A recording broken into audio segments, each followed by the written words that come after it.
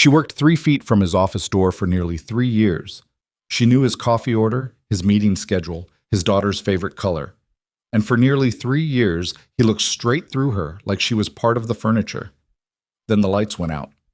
Trapped inside a freight elevator somewhere between the 27th and 28th floor, with no signal, no rescue, and nowhere to run, Ethan Holloway, one of the most powerful men in New York, finally had to look at her. Really look. What happened in those 7 hours would cost them both everything, and give them something neither one saw coming. If this story finds you tonight, drop your city in the comments below and hit that like button. I want to see exactly how far this story travels. Now settle in, because this one is going to take a while, and trust me, it's worth every minute. The morning always started the same way. Lily Bennett arrived at Holloway Group's Midtown Manhattan office at 7:45, 15 minutes before she was technically required to be there. Not because anyone told her to, not because she was trying to impress anyone. She did it because the elevator lines got brutal after 8, and she'd learned a long time ago that getting ahead of a problem was easier than fighting through the middle of one. She'd learned most of her survival skills that way, quietly, out of necessity, without anyone noticing. She hung her coat on the third hook in the east hallway closet, the one nobody else used because it was slightly warped and didn't close all the way. She kept a small lint roller in her desk drawer because the subway sometimes left her blazer looking like she'd wrestled a golden retriever. She kept 2 granola bars taped to the inside of her bottom drawer because there were days, more than she'd admit to anyone, when she couldn't afford both lunch and the copay on her mother's prescriptions. She kept a lot of things quiet. The Holloway Group occupied the top 4 floors of a glass tower on 6th Avenue, and the executive floor, 32, was where Lily spent most of her day. Her official title was Executive Administrative Coordinator, which was a very long way of saying she was the person who made sure the 32nd floor didn't collapse into chaos whenever Ethan Holloway was too busy being a billionaire to remember that human beings required things like lunch and scheduled bathroom breaks. She'd been doing this job for 2 years and 9 months. In that time, she had reorganized his filing system 3 times because each new system he approved turned out to be something he hated within 6 weeks. She had learned to read his silences. The tight jaw that meant a meeting had gone badly, the particular way he rubbed the bridge of his nose when he was about to cancel something important.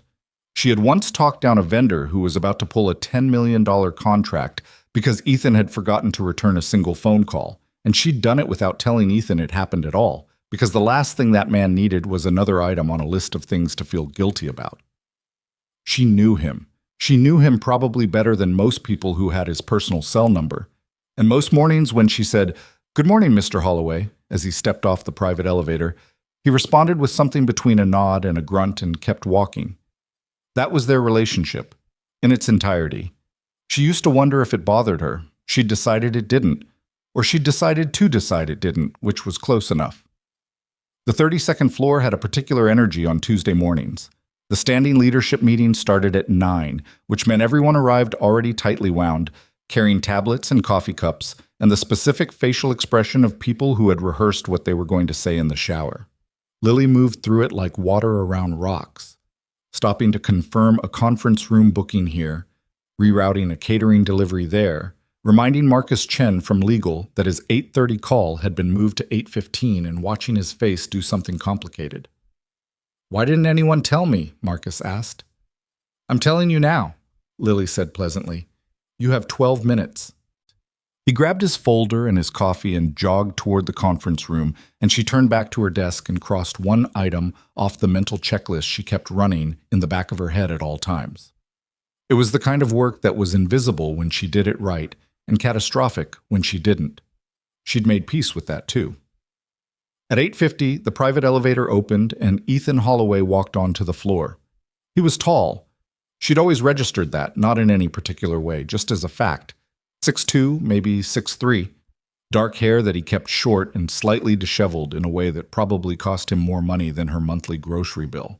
He wore charcoal suits almost exclusively, and he moved through a room with the particular kind of stillness that very powerful people sometimes had.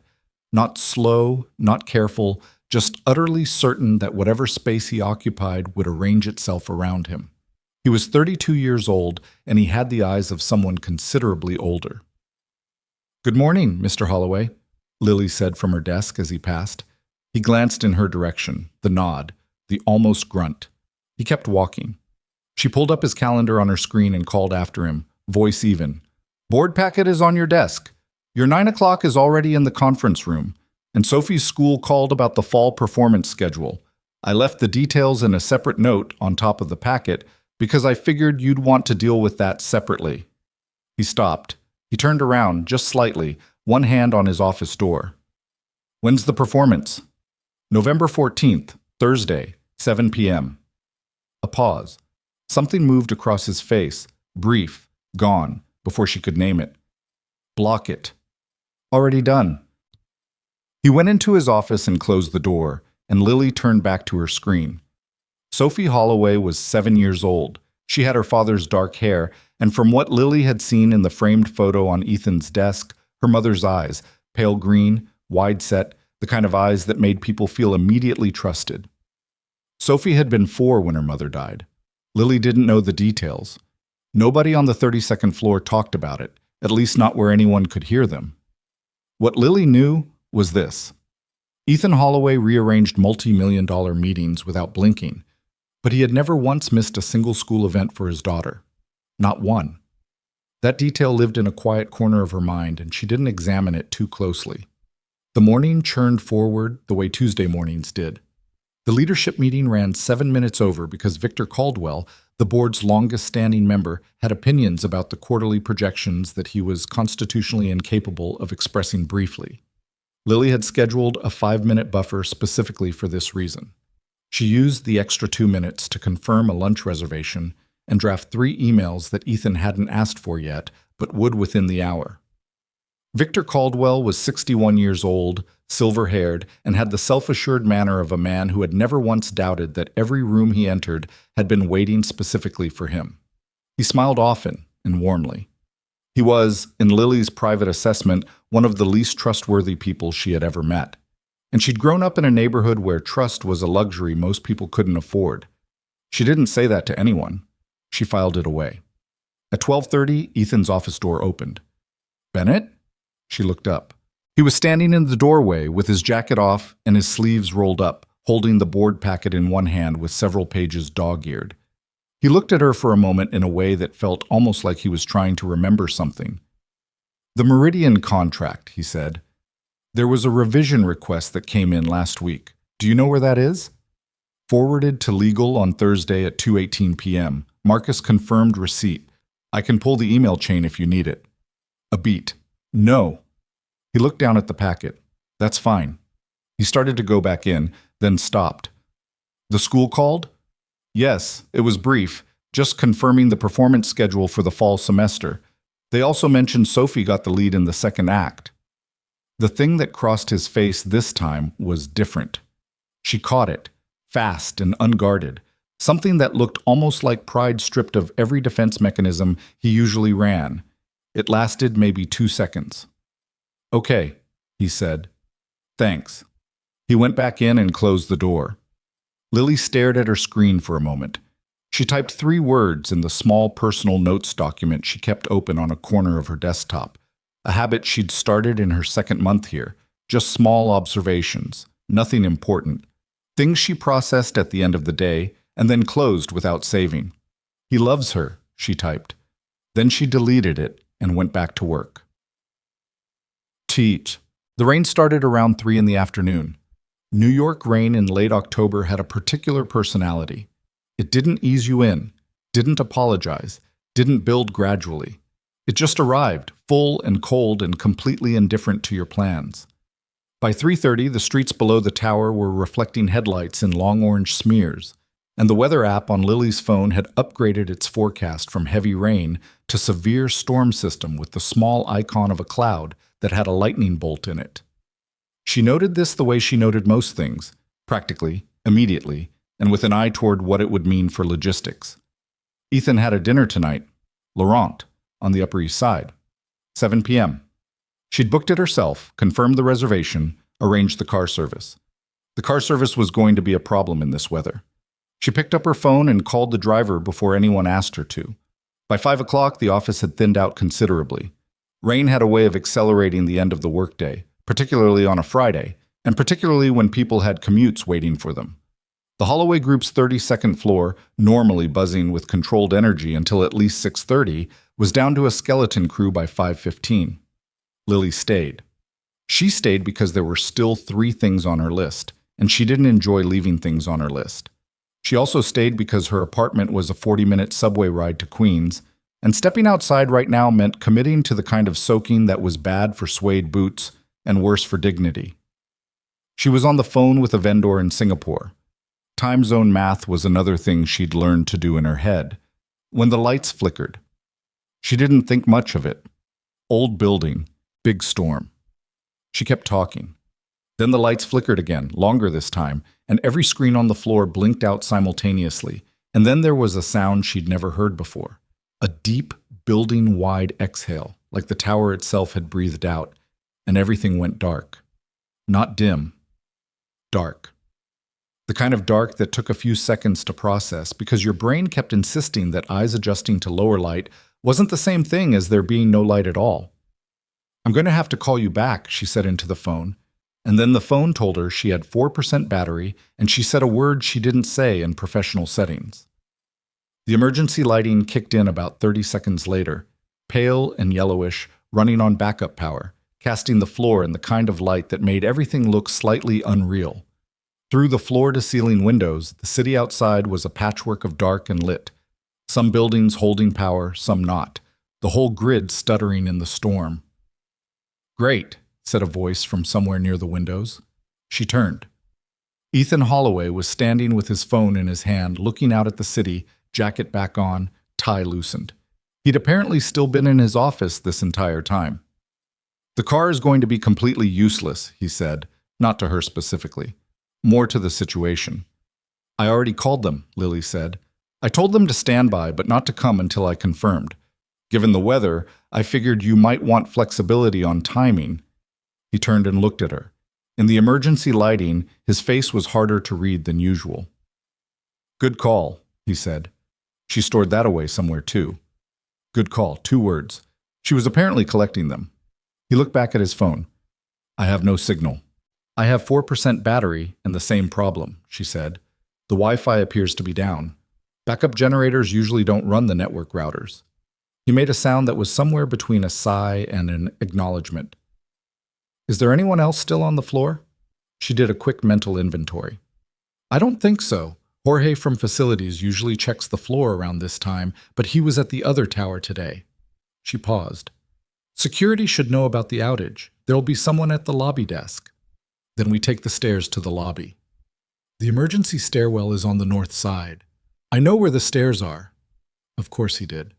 They went to the north stairwell together, which was not a sentence Lily had ever expected to form about this job. The stairwell door opened fine. Manual mechanism, not reliant on the building's electrical system. And they started down. Emergency lighting here too, even dimmer, the kind of illumination that said you won't die rather than you can see clearly. They made it 4 floors before they hit the problem. The door to 28 wouldn't open. Ethan tried it twice. Lily tried it once. It wasn't jammed, it was locked. Magnetic lock systems, she realized. Certain floors used them as a security measure. Without power to the release mechanism, the door defaulted to locked. "The freight elevator," Ethan said. "The freight elevator runs on separate power circuit, I know. The building spec put the freight elevator on a dedicated emergency circuit. It should still be operational." She looked at him. "You know the building spec?" "I own the building." Right. She sometimes forgot that part. In the same way you sometimes forgot the ocean was there, even when you were standing next to it. The freight elevator was on the far side of the floor, accessible from the stairwell through a secondary corridor. They found it without difficulty. The doors opened when Ethan pressed the call button. The interior was smaller than she'd expected, functional, industrial, with metal walls and a single fluorescent strip light running on what she assumed was the emergency circuit. There was a fold-down bench along one wall, a fire extinguisher in the corner, a panel of buttons that looked like it hadn't been updated since approximately 1994. They stepped in. Ethan pressed the lobby button. Letter G, old-fashioned, slightly sticky. The doors closed. The elevator moved. It moved for about 45 seconds, smooth enough. And then something happened that Lily would later describe to her friend Dara as the worst mechanical sound she had ever heard in her life. A grinding, shuddering protest from somewhere in the shaft above them. And the elevator stopped. Not slowed. Stopped. Complete and immediate, as though the decision had been made all at once. The emergency lighting flickered. Held. A long silence. "We're stuck," Lily said. "Yes," said Ethan. "Between floors." "Yes." Another silence. "The emergency phone." She pointed to a small panel near the buttons. He was already opening it. He picked up the handset, listened, put it back. "Line's working. I called down. Security knows. They're contacting the elevator maintenance company." He paused. "The technician is 40 minutes out." 40 minutes. She looked at the metal walls, the dim strip light, the fold-down bench. She calculated the square footage. She estimated it at maybe 6 feet by 8 feet, give or take. "Okay," she said. Ethan took off his jacket and folded it over his arm. He sat down on the fold-down bench. He looked at the floor.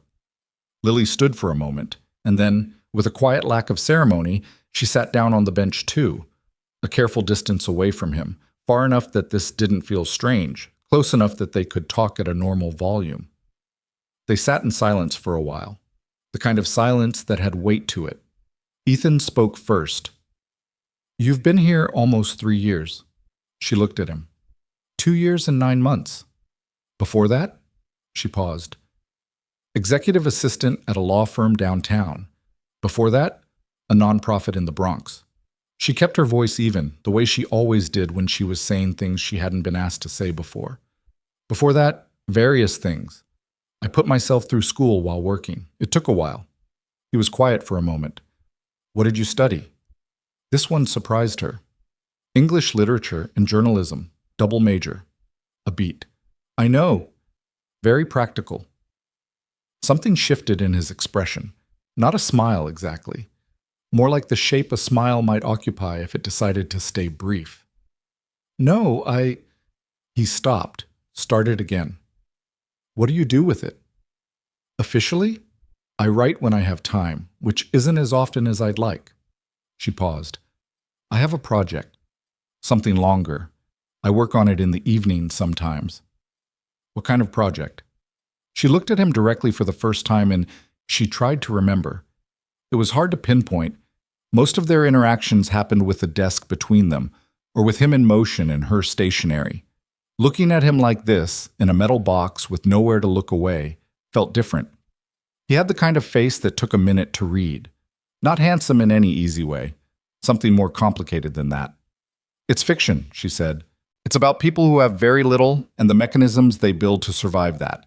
The invisible architecture of being broke." She paused. "I realize that sounds like a difficult sell." "Does it matter if it sells?" She blinked. "I mean, eventually, practically speaking, but not right now." "No," she said after a moment. "Not right now." He looked at the floor again. The elevator made a small sound somewhere in its mechanics, settling or protesting. It was hard to tell. The light in the strip above them was slightly yellow and made everything look a little older than it was. "I'm sorry," he said abruptly. She looked at him. "For what?" He had the expression of a man who had started a sentence before he'd finished deciding to say it. He worked with it. "I've worked with you for 3 years, and I don't—" He stopped. "I knew you were good at your job. I knew that clearly. I've mentioned it to other people." A slight tension in his jaw. "I'm not sure I've said it to you directly." Lily was quiet for a moment. "You haven't," she said, not unkindly, just factually. She'd developed a talent for delivering difficult truths in a tone that made them sound like observations rather than accusations. It was another survival skill. He nodded slowly, like he'd known the answer and asked anyway. "No, I know. Can I ask you something?" He looked at her. "Yes." "Why?" A pause. "Why what? Why is it like that?" She kept her voice steady. She hadn't planned to ask this. She also hadn't planned to be trapped in a freight elevator between floors 27 and 28 on a Friday night in a storm, so apparently the evening was full of surprises. I'm not asking to make you uncomfortable. I'm asking because I've spent 2 years and 9 months not understanding it, and right now we literally have nowhere to be. Ethan was quiet for a long time, the kind of quiet that isn't evasion, the kind that's excavation. I'm not good at... He stopped. Tried again. After Claire died, I stopped being good at... Another stop. He pressed the heel of his hand to his knee, a small gesture of frustration with himself. I don't know how to talk about it without sounding like I'm making excuses. Claire. She'd never heard him say the name before. She held very still, the way you did when something important was deciding whether or not to continue. I'm not looking for excuses, she said. I'm just looking for the reason. He exhaled slowly. I started thinking of people as roles, functions, not on purpose. It just happened over time. The grief, the company, Sophie. Everything needed managing. I got very good at managing things. He paused. People included. Lily thought about that. That's lonely, she said. It came out more directly than she'd intended, but it had the quality of true things. It landed without fuss and sat there. He looked at her, and this time he held the eye contact, which he had never done. Not in 2 years and 9 months of good mornings and dog-eared board packets and blocked November 14th. Yes, he said, it is. The elevator made another sound in the shaft above them. Outside, somewhere beyond the metal walls and the stopped machinery and 40 feet of air, New York carried on in the dark. Horns and rain, and the particular chaos of a city that didn't know how to pause. Lily thought about her mother in their apartment in Queens, probably fine, probably watching something on her tablet with the sound too high the way she always did. She thought about the granola bar in her desk drawer. She thought about the chapter she'd been trying to finish for 6 weeks. Can I ask you something now? Ethan said. Sure. The day the Meridian contract almost fell through, the vendor, Kasner Distribution. I never found out what actually happened. She looked at him. Marcus told me there was a miscommunication and it got smoothed over, he continued, but Marcus looked like he was repeating something someone else had told him to say. A pause. He was. You handled it. I made a phone call. And didn't tell me. She considered her answer. You had a lot going on that week. It would have been another thing on a list that was already too long. I handled it, it was resolved, the contract stayed. I didn't see what telling you would have accomplished except giving you something else to worry about retroactively. He was quiet for a moment. You were protecting me. I was doing my job. No. He shook his head slightly. I know what doing a job looks like. That was something else. She didn't have an answer for that, so she didn't offer one. The strip light above them flickered briefly and held again. What was it like? He asked. Growing up the way you described. She took a breath. This was different territory. More personal, less professional. The elevator wasn't getting any bigger. Tight, she said finally. Not dramatic, there were dramatic moments, but mostly it was just tight. Every month was a calculation. Can we cover rent and groceries, or do we prioritize one? Does the car get fixed, or does the electric bill get paid? My mom worked 2 jobs for most of my childhood, and she still sometimes had to ask her sister for help. She looked at her hands. You get good at not needing things, or convincing yourself you don't. That's why you keep granola bars in your desk. She looked at him sharply. His expression was neutral. I've seen them. I'm observant. I'm just not... I understand now that I'm not always communicative about what I observe. That's a diplomatic way to put it. It's accurate. She almost laughed. It came out as something small and involuntary, a single exhale with something warm in it. She caught it and pressed her mouth together. He didn't smile, but something around his eyes changed slightly. The granola bars, she said, after a moment, are a habit. From a time when I genuinely needed them. I don't necessarily need them now, but I don't feel safe without them. She paused. That probably sounds irrational. No, he said immediately. It sounds like something that makes complete sense. She looked at him. You don't have to... I'm not being polite. His voice was even. I'm being honest, which I'm told I'm also not especially communicative about. This time she did laugh. Quiet, a little surprised at herself. And something in the metal box shifted. Some quality of the air between them, some arrangement that had held for 2 years and 9 months, and had been predicated on distance and role, and the particular fiction that these two people occupied entirely separate worlds. It didn't disappear, exactly. But it developed a crack. They talked. They talked in the way that people do when circumstances remove the option of not talking. Not always comfortably, not always without pause, but continuously, with the quality of two people discovering that they have more to say to each other than either one expected.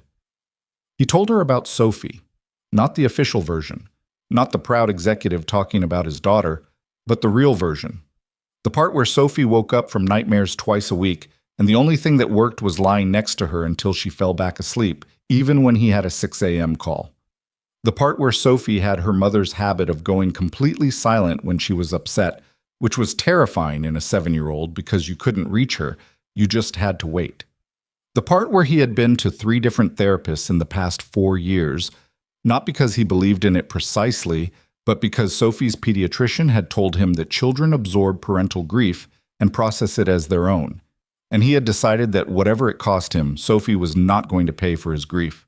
She told him about her mother, the way her mother still apologized, even now, for things that weren't her fault, for the tight years, for the borrowed money, for the secondhand winter coat when Lily was 12.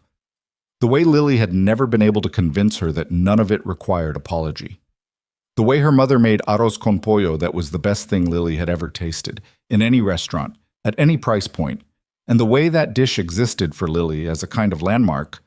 Whenever she was homesick, even in her own city, she'd think about that smell from the kitchen and feel slightly less untethered. Ethan was quiet after that.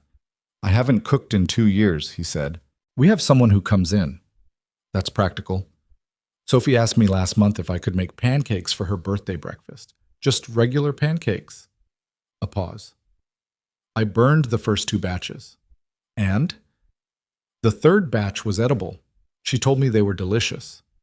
She was being generous. She's 7. She was being diplomatic." Something crossed his face, complicated and fond. "She's going to be terrifying when she grows up." Lily smiled without thinking about it. "She sounds like it." The maintenance call came through on the emergency phone at 9:47 p.m.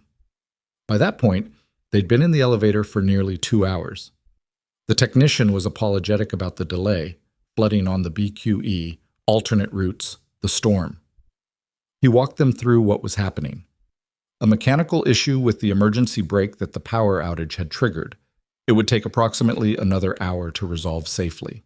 Another hour. Ethan relayed the information to Lily, and there was a moment where they both registered it. 1 more hour, this small metal box, the emergency lighting, the rain somewhere beyond all of it. "Okay," she said. "Okay," he said. And they kept talking. At some point, she couldn't have said exactly when, she started talking about the book.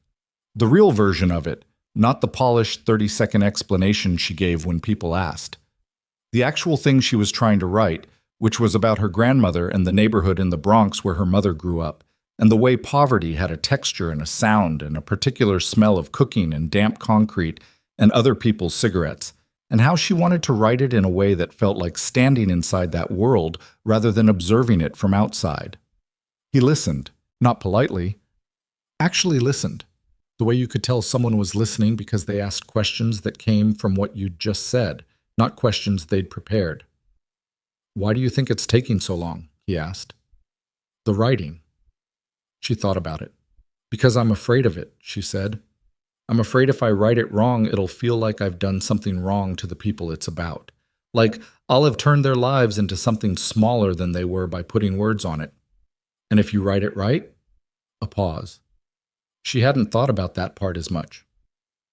"Then maybe someone who doesn't know that world will know it a little. And maybe someone who does know it will feel a little less like it's invisible." He was quiet for a long moment.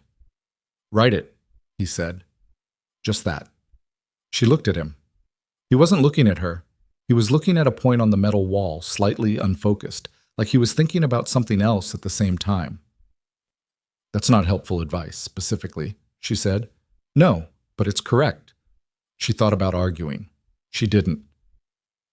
The elevator started moving at 11:12. It descended the remaining distance to the lobby in about 30 seconds, smooth and completely unremarkable, as though it hadn't just held two people suspended between floors for close to 3 hours. The doors opened. The lobby was lit by emergency generators, bright and slightly harsh after the dim box they'd been in. There were two security guards, both visibly relieved. The maintenance technician, rain-soaked, was standing to the side with a tablet and an apologetic expression. And standing near the revolving doors sheltered from the rain were two men Lily didn't immediately recognize, and one of them had a camera. She registered it a half-second before Ethan did. The flash. The angle. The practiced quickness of a person who knew they had a small window. Then they were through the revolving doors and into the rain, and the car service, which Lily had, without power or signal, somehow never managed to cancel, was outside waiting, and the moment was over before she'd fully processed it had happened. In the car, water dripping from her hair onto her collar, she sat beside Ethan Holloway in the back seat, and they were both quiet for a long moment. "The driver can drop you first," he said. "Queens, right?" She looked at him. She had never told him she lived in Queens. He met her gaze. "I signed the HR paperwork." "Right," she said. The car moved through wet streets and the storm was beginning to ease, and somewhere behind them the tower was dark, and somewhere two men were looking at a photograph, and none of that had happened yet in any way that mattered. For now there was just the rain on the windows and the lights of the city smearing past, and the particular silence of two people who had told each other something true and didn't yet know what to do with it. The photograph ran on a Saturday. Lily found out about it the way she found out about most things that happened outside her control, through someone else's reaction to it first. Her friend Dara called at 7:43 in the morning, which was how Lily knew before she even picked up that something had gone sideways, because Dara did not call before 9 on weekends. It was a personal policy Dara had articulated clearly and defended aggressively for the entirety of their 12-year friendship. "Don't panic," Dara said, which was the single most effective way to cause panic in another person. Lily sat up in bed. "What?" "There's a photo of you and your boss coming out of the building last night." A pause. "Send it to me." "It's not bad. I mean, aesthetically. You look a little wet, but it's not." "Dara?" "Sending." The photo arrived and Lily looked at it for a long moment.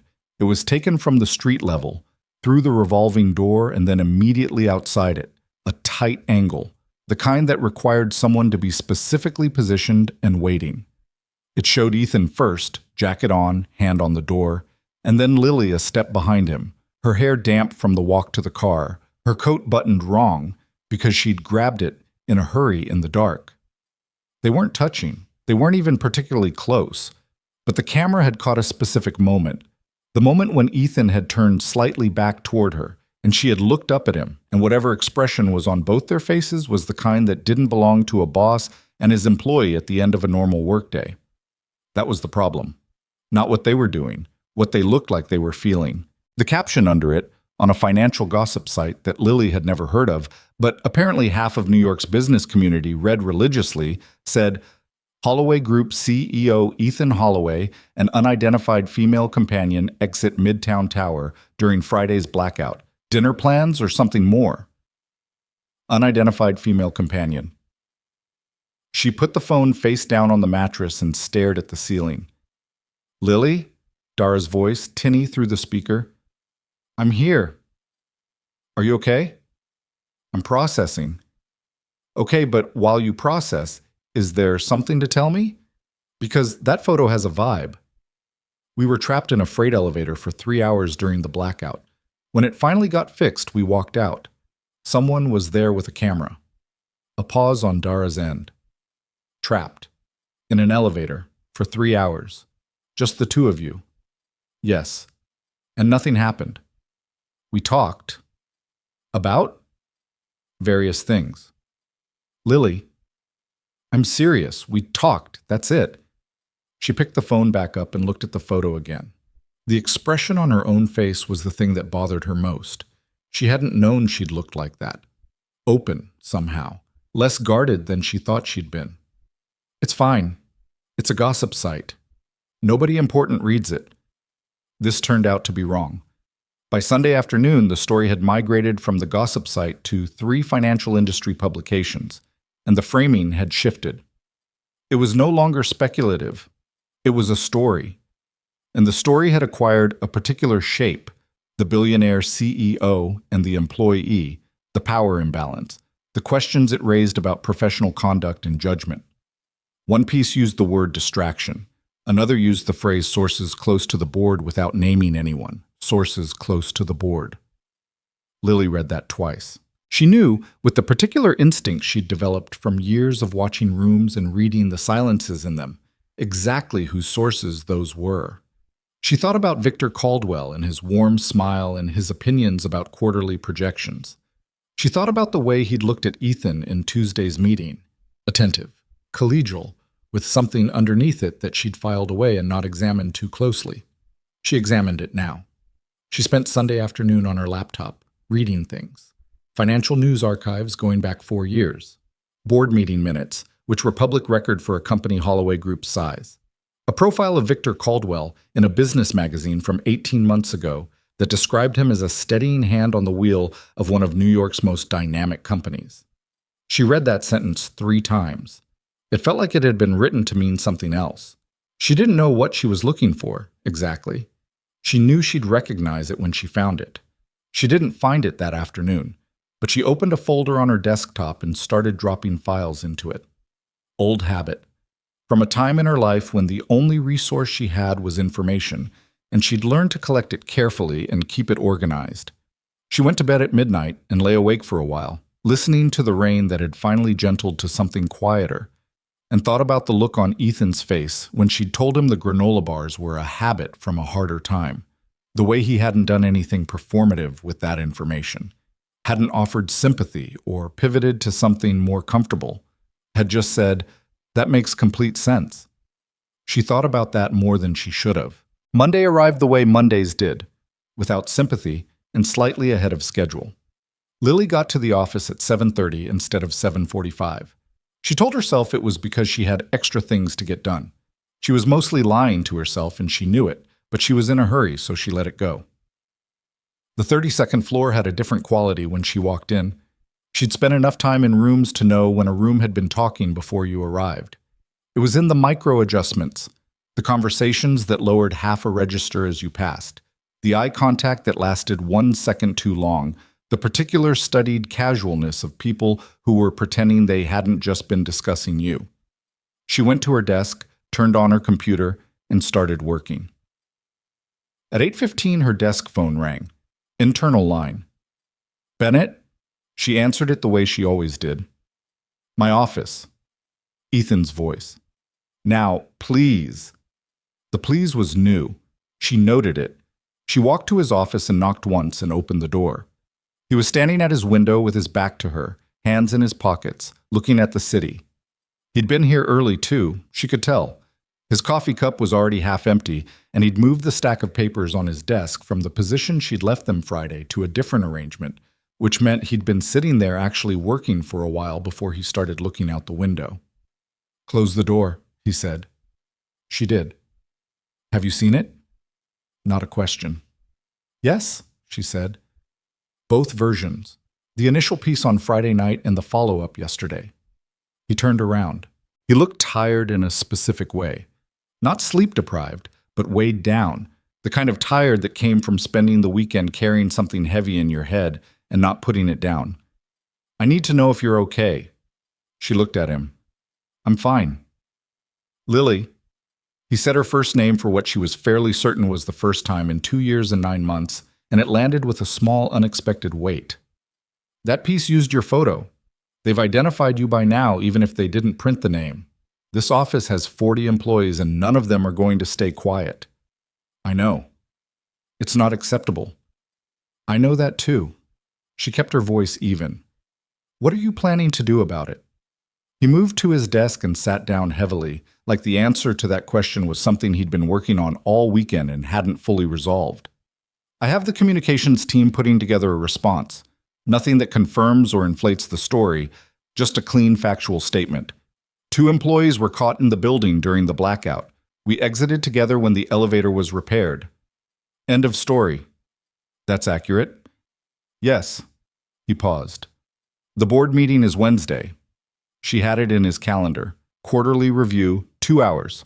Victor Caldwell presiding over the agenda because the bylaws gave him that role as senior independent director.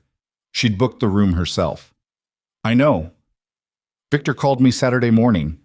Something in Ethan's jaw tightened slightly. He expressed concern, very warmly, at length. A pause. He used the word optics 4 times. Did he? He also mentioned that this wasn't the ideal time for distractions, given the ongoing Meridian expansion discussions. Ethan looked at her steadily. He knows about Meridian. That's not public. She sat down in the chair across from his desk, the one she'd sat in dozens of times to take notes or run through logistics. Right now it felt different. He's on the board. The Meridian discussions are in a pre-disclosure stage. They haven't been presented to the full board yet. Only myself and 2 legal advisors have the full picture. He stopped. And Caldwell, apparently. The folder she'd started on her desktop on Sunday felt suddenly relevant. That's a problem, she said. Yes. She hesitated for a moment, then decided. I started pulling information on Sunday about Caldwell. Nothing specific. I didn't know what I was looking for. But I noticed something in the Q3 board minutes from last year. A vote on the Kessler acquisition. The public record shows it went 7-2 against. But the internal summary I processed for your files, I remember it differently. I remember it was 6-3. Ethan was very still. I could be wrong, she said. I'd need to check against the original document. Where's the original? Filed, I can find it. She paused. If someone altered the public record, that's not a small thing. No, he said. It's not. He looked at her for a long moment. Pull it, quietly. Don't tell anyone what you're looking for. Obviously. A silence. And then unexpectedly something shifted in his expression. The professional layer thinned for a moment, the same way it had in the elevator when they'd been talking about pancakes and grief and arroz con pollo. I owe you an apology, he said. For the photo. For the situation. You didn't take it. I know, but you're dealing with the fallout of something that happened because you were doing your job, and the fact that it happened at all. He stopped, pressed his mouth together briefly. You shouldn't have to be managing this. She looked at him and thought about the granola bars in her drawer and the manuscript she hadn't touched in 6 weeks and the prescription her mother needed by Thursday. She thought about 3 years of good mornings and nods and almost grunts. I've managed harder things, she said. Not bitterly, just true.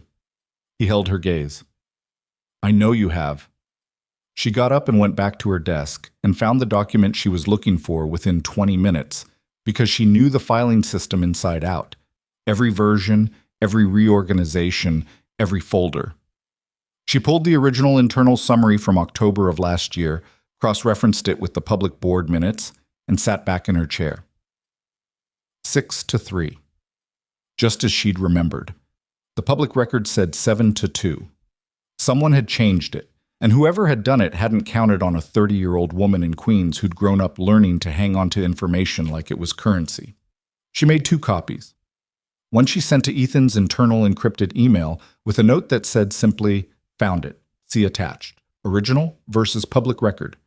The other she saved to a personal drive she kept at home and did not bring into the office. Old habit, she went back to work. The morning churned forward and the 32nd floor did its thing.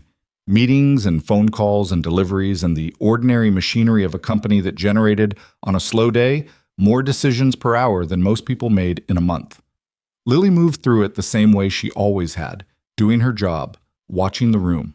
But the room was watching back now. She felt it most acutely around 11 when she was refilling her coffee in the small kitchen and ran into Derek Paulson from Investor Relations. Derek was 35 and professionally amiable in the way that people sometimes were when they were deciding whether you were useful to them. He smiled at her with extra warmth, poured his own coffee, and said, "Quite a Friday night, huh?" Power outages aren't exactly exciting, she said. No, of course. He stirred his coffee. Must have been something, though, being stuck with Holloway for hours. He's not exactly easy company. She looked at Derek. She thought about several things she could say and selected none of them. He was fine, she said. Excuse me. In the elevator on the way back to her desk, she pressed the button for 32 and stood with her coffee and thought about what fine meant as a descriptor for what had happened in that freight elevator, and almost laughed at herself. At 12:40, the photo got bigger. One of the financial publications, the largest one, the one that the entire industry actually read, ran a proper piece. Not gossip. Framed analysis.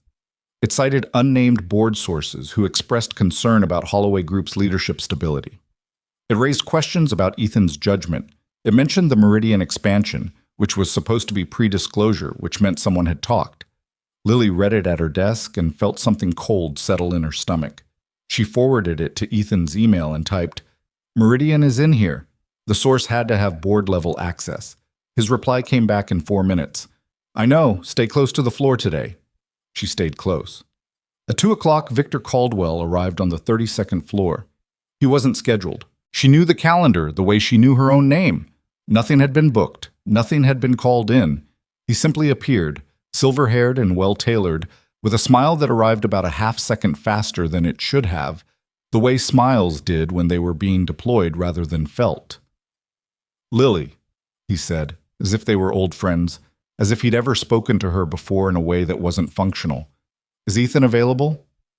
"He's in a call," she said. "I can let him know you're here." "Please." She called through. Ethan came out of his office 2 minutes later, and something happened in the air between the two men. A very particular rearrangement, like two people who had been playing chess and had just looked up from the board and acknowledged the other person's presence for the first time. "Victor," Ethan said. His voice was neutral in the specific way it was neutral when he was paying very close attention. "I thought we should talk before Wednesday," Caldwell said pleasantly. "Is now a good time?" "Of course. Come in." They went into the office. The door closed. Lily sat at her desk and did not obviously try to hear anything, which was easy because she genuinely couldn't through a closed solid-core door. What she could do, what she had been doing, quietly, for the past several hours, was think. She thought about the altered board minutes. She thought about the way the financial piece this morning had known details that shouldn't have been in circulation. She thought about the photo and who would have been positioned to know that Ethan and Lily were still in the building on Friday night and would be leaving through the lobby when the elevator was finally repaired. Someone on the building's security team would have known, the maintenance tech, or someone who had access to the building's internal systems, or someone who had been watching. She pulled up the building's visitor log for Friday. She had access because managing executive floor logistics sometimes required it. She scrolled through the afternoon entries. Most were routine, but at 4:47 p.m., 20 minutes before the blackout, a visitor had badged in on the ground floor. Guest badge, escorted by building security. No company affiliation listed. Name, R. Malone. R. Malone had not badged out until 11:58 p.m., 1 hour after Lily and Ethan had left the building. She looked at that entry for a long time. Then she copied it to the folder on her personal drive. Victor Caldwell left Ethan's office at 2:40. He passed Lily's desk and smiled at her the same warm way and said, "Have a good afternoon." And she said, "You too," and watched him step into the elevator. Ethan appeared in his doorway 30 seconds later. He looked at her with an expression that was flat and controlled, and she'd learned by now that flatness and control in his face was what happened when something had gotten genuinely under his skin. "Find out everything you can about Victor's ownership positions in the companies we're competing with for the Meridian contracts," he said. Discreetly. As always, she was already reaching for her keyboard. "Anything else?" He was quiet for a second. "The Kessler vote from October, the original internal summary. Is it somewhere safe?" "2 copies," she said. "One on your encrypted server. One somewhere he can't get to." Something in his face shifted. Not relief exactly, but the particular expression of a person who had been half expecting the ground to shift and was glad to find it hadn't. "Good. he said. Then, thank you, Lily. Again the name. She was going to have to get used to that, apparently. Go take your call, she said. I've got this. He went back into his office, and she started digging. By the time 4 o'clock came around, she had assembled the beginning of something that felt significant. Victor Caldwell had, through a layered series of holding companies, ownership positions in 2 of the 3 main competitors bidding against Holloway Group for the Meridian distribution contract. The structure was complicated enough that it wasn't immediately obvious, the kind of thing that required patience and the willingness to follow a chain of entities through multiple filings. But it was there. She also found, in a public regulatory database, a complaint from 6 years ago, before Victor had joined the Holloway board, involving a different company, a similar allegation of insider positioning. The complaint had been dismissed for insufficient evidence, but it had been filed. Pattern. She knew what patterns looked like. She organized everything she had into a clean document, clearly sourced, nothing speculative. Facts and their documentation, laid out in the order she'd found them. She sent it to Ethan's encrypted email with the subject line, "Read before Wednesday." Then she sat back and let out a long, slow breath. She hadn't eaten since the granola bar at 10. She opened her drawer and took out the second one and sat there eating it at her desk, watching the light change outside the windows as the afternoon moved toward evening. The 32nd floor had thinned again. People heading home or to dinner or wherever people went at the end of a Monday that had been heavier than Mondays were supposed to be. Her desk phone rang at 4:30. She picked it up. "Bennett." "It's me." "Ethan. I'm looking at what you sent." "Okay." A pause. "How long did this take you?" "A few hours." "Where did you find the Caldwell regulatory complaint?" "Public database. It's not hidden. It's just not easy to find unless you're looking for it specifically and you know how to navigate the filings." Another pause. Longer. "Lily." "Yes. I need you to understand what this is. If this is accurate, I didn't send you anything I couldn't document," she said. "Every item has a source citation. Nothing is extrapolated." "I know." He paused again. She could hear him moving in his office. Chair, papers. "I'm calling legal tonight. I want you on that call." She sat up slightly. That was different. She took notes on calls. She didn't usually participate in them. "All right. 7 o'clock. I'll send the dial in. I'll be here. You don't have to stay late again." "I'll be here," she said. The line was quiet for a moment. "Can I ask you something?" he said. "You've been asking me things. I don't seem to be stopping you." Something in his voice changed, the professional layer thinning the same way it had in the elevator. "That night, what we talked about, the writing, your mother, all of it." A pause. "Do you regret saying any of it?" She thought about it honestly, which was the only way she knew how to think. "No," she said. "Do you?" "No," quick and certain. "I don't." She leaned back in her chair and looked at the city through the floor-to-ceiling windows, the afternoon light going golden and sideways across the buildings. Her mother would be home by now, probably starting dinner, the television on in the background for company. "Good," she said. "Just that. The legal call happened at 7, with 2 senior partners from outside counsel, and Lily sat in the small conference room with her laptop open and her document pulled up, answering questions when they were directed at her and taking meticulous notes when they weren't. The lawyers were sharp and moved fast, and by 8:15 they had outlined a preliminary strategy for Wednesday that Ethan would need to refine and Lily would need to organize supporting documents for. When the call ended, Ethan appeared in the conference room doorway. He was in his shirt sleeves again, jacket somewhere, and he looked less weighed down than he had this morning, which she took as a reasonable sign. "You were good on that call," he said. "I was accurate on that call. That's different."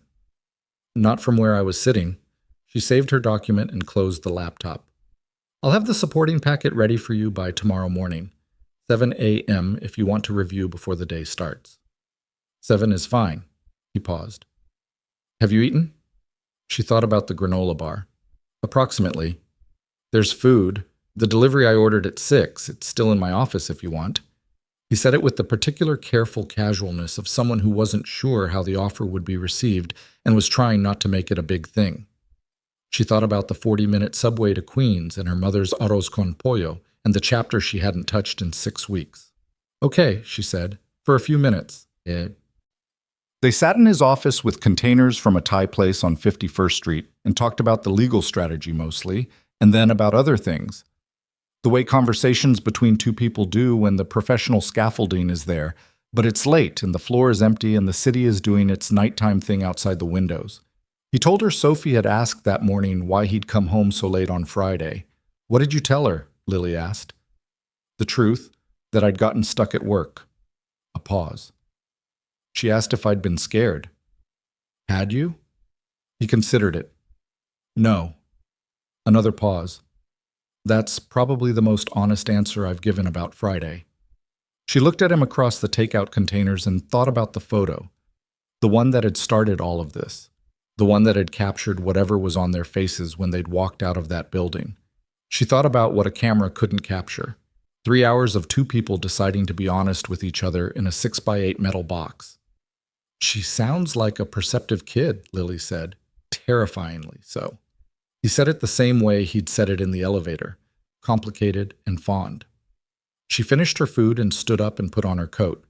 He walked her to the elevator, the main one, the regular one, and pressed the button for her, and they stood in the hallway for a moment with the ordinary awkwardness of two people at the end of an evening that hadn't quite been a regular work evening and wasn't quite anything else either. "Wednesday's going to be difficult," he said. "I know. I want you to know, whatever happens in that boardroom, what you've done in the last 2 days is not nothing. It's not anywhere close to nothing." She looked at him. He was looking back at her with that same directness she'd first registered in the elevator, the kind that happened when the professional layer was down and there was nothing between the expression and the person having it. "I know it's not," she said. Not immodestly, just accurately, something almost like a smile. "Good." The elevator arrived. She stepped in. As the doors were closing, she heard him say quietly, more to himself than to her, 7 a.m. 7 a.m., she confirmed. The doors closed and she rode down alone, and somewhere above her the 32nd floor settled into the kind of quiet that big offices had at night. The hum of servers, the distant city, the accumulated weight of everything that had happened in a room and hadn't quite finished happening yet. She got on the subway to Queens. She opened a new document on her phone and wrote 3 sentences of her book, the opening of a chapter she'd been trying to find for weeks. The words came out different than she'd expected, cleaner, more direct. She didn't delete them. The supporting packet was on Ethan's desk at 6:58 a.m. Lily had been at the office since 6:15. She hadn't slept particularly well, not from anxiety exactly, more from the particular restlessness that came when her brain decided that 2 a.m. was an excellent time to keep running through documents and implications, and the specific look on Victor Caldwell's face when he'd said, "Have a good afternoon" on his way out of the building. She'd given up on sleep at 5, made coffee in her mother's kitchen, and taken the first subway of the morning into the city while the streets were still half dark and mostly empty. The packet was 41 pages. She knew because she'd assembled every one of them: the board minutes discrepancy, the regulatory complaint, the ownership documentation on Caldwell's holding companies, the timeline of events from Friday through Monday, cross-referenced with the media publications and their sourcing patterns. She'd had it organized, indexed, and printed on the office's secure printer before most of the building's cleaning crew had finished their rounds. She put it on his desk with a single post-it on the cover. "Read the executive summary first, then pages 12 to 19. Call me if you have questions before you read the rest." Then she went to her desk and drank her coffee and waited. Ethan arrived at 7:20. He was moving faster than usual, the particular pace of someone who had things to do and had already been doing them in his head for hours. He stopped at her desk for a fraction of a second. "It's on your desk," she said. "Executive summary first." He nodded and kept moving. She heard his office door close. She started on her own morning tasks, the routine ones, the calendar confirmations, the email triage, and worked steadily while in the back of her head she kept a quiet count of how long it was taking him to read. He came out at 8:05. He stood in the doorway of his office and looked at her with an expression she hadn't seen on him before. Not quite anger, not quite fear. Something that existed in the space between those two things, where a person went when they understood clearly what they were dealing with and were deciding how to deal with it. The holding companies, he said. Caldwell is third-level beneficial owner on 2 of those entities. How did you find that? SEC beneficial ownership disclosures require third-level reporting for positions above 5%. Most people don't read to that level because the filings are structured to be difficult to cross-reference. I cross-referenced them in one afternoon. I'm a fast reader. He stepped out of his doorway and came to her desk and stood there, which he almost never did. He moved through the floor, but he didn't tend to stop. Stopping at her desk felt like a deliberate choice, the kind of thing a person did when they wanted to make it clear they were paying attention. Pages 12 through 19, he said. The voting record analysis. That's not just a discrepancy in the Kessler vote. There are 3 others. 4 if you count the Prescott advisory opinion from last March. That one's subtler. It's a language change rather than a numerical change. The word abstain was replaced with approve in the public record. He was quiet for a moment. That changes the outcome of that vote. Yes. Lily. His voice was careful. Do you understand what this document is? She looked at him evenly.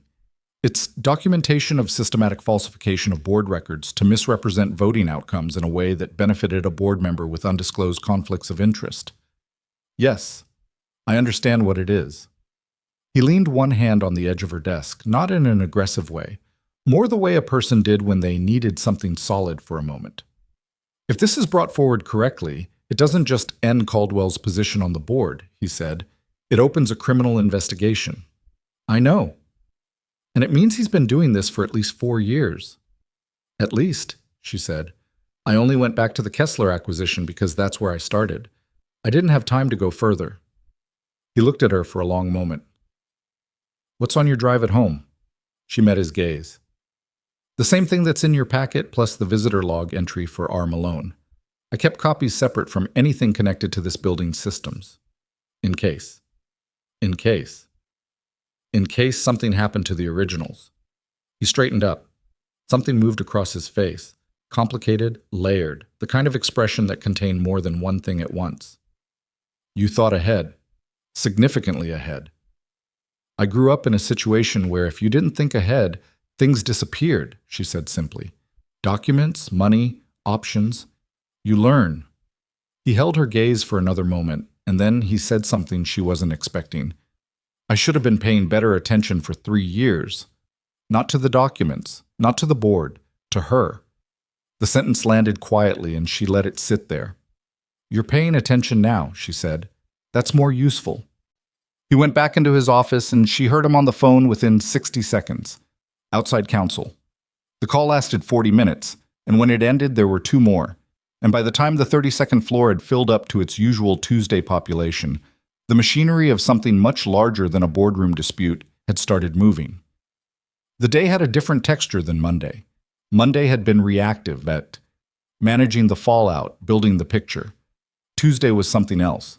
It was the day before Wednesday, and everyone on the 32nd floor could feel it without being able to name it, the way animals felt weather changes.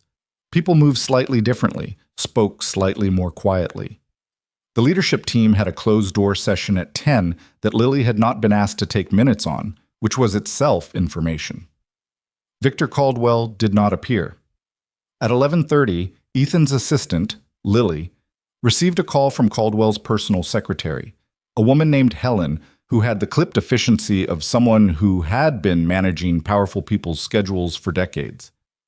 Mr. Caldwell would like to confirm his attendance at tomorrow's board meeting, Helen said. Of course, Lily said. He's on the confirmed list.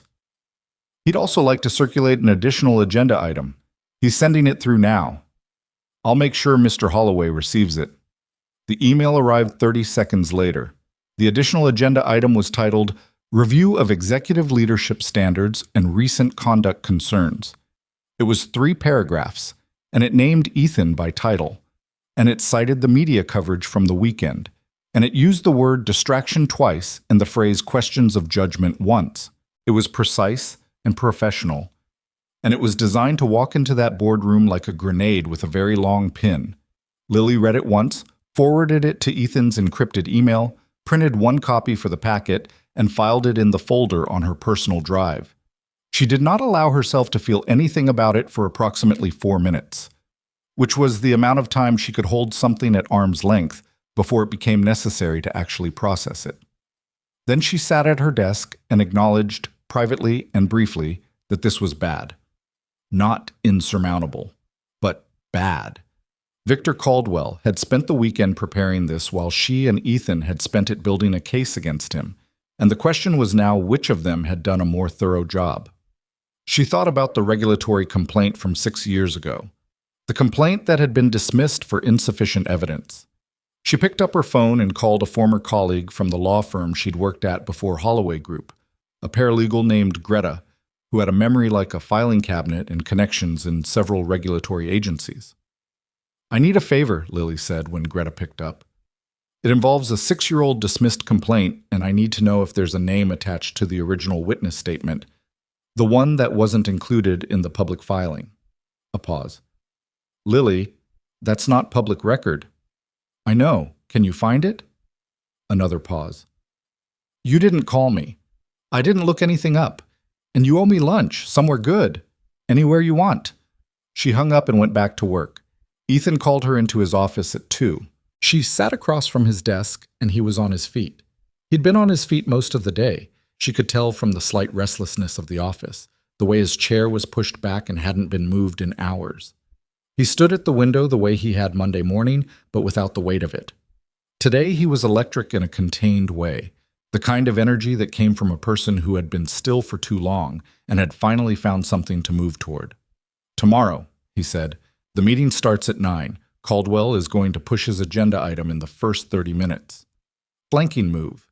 He wants to get it in before the standard business so it reframes the entire session." "What's your counter?" He turned from the window. "I present the financial evidence against him directly to the full board before the agenda opens. No warning, no advance circulation. He walks in expecting to control the room, and instead he's looking at 4 years of documented misconduct." She thought about that. The element of surprise matters, but only if your documentation is unimpeachable. "Is it?" She held his gaze. "The documentation I gave you is unimpeachable. The question is whether legal can package it correctly overnight. They're working on it now. They'll have a presentation deck by 6 a.m. He paused. "I want you in that room tomorrow." She blinked. "The board meeting. You compiled the evidence.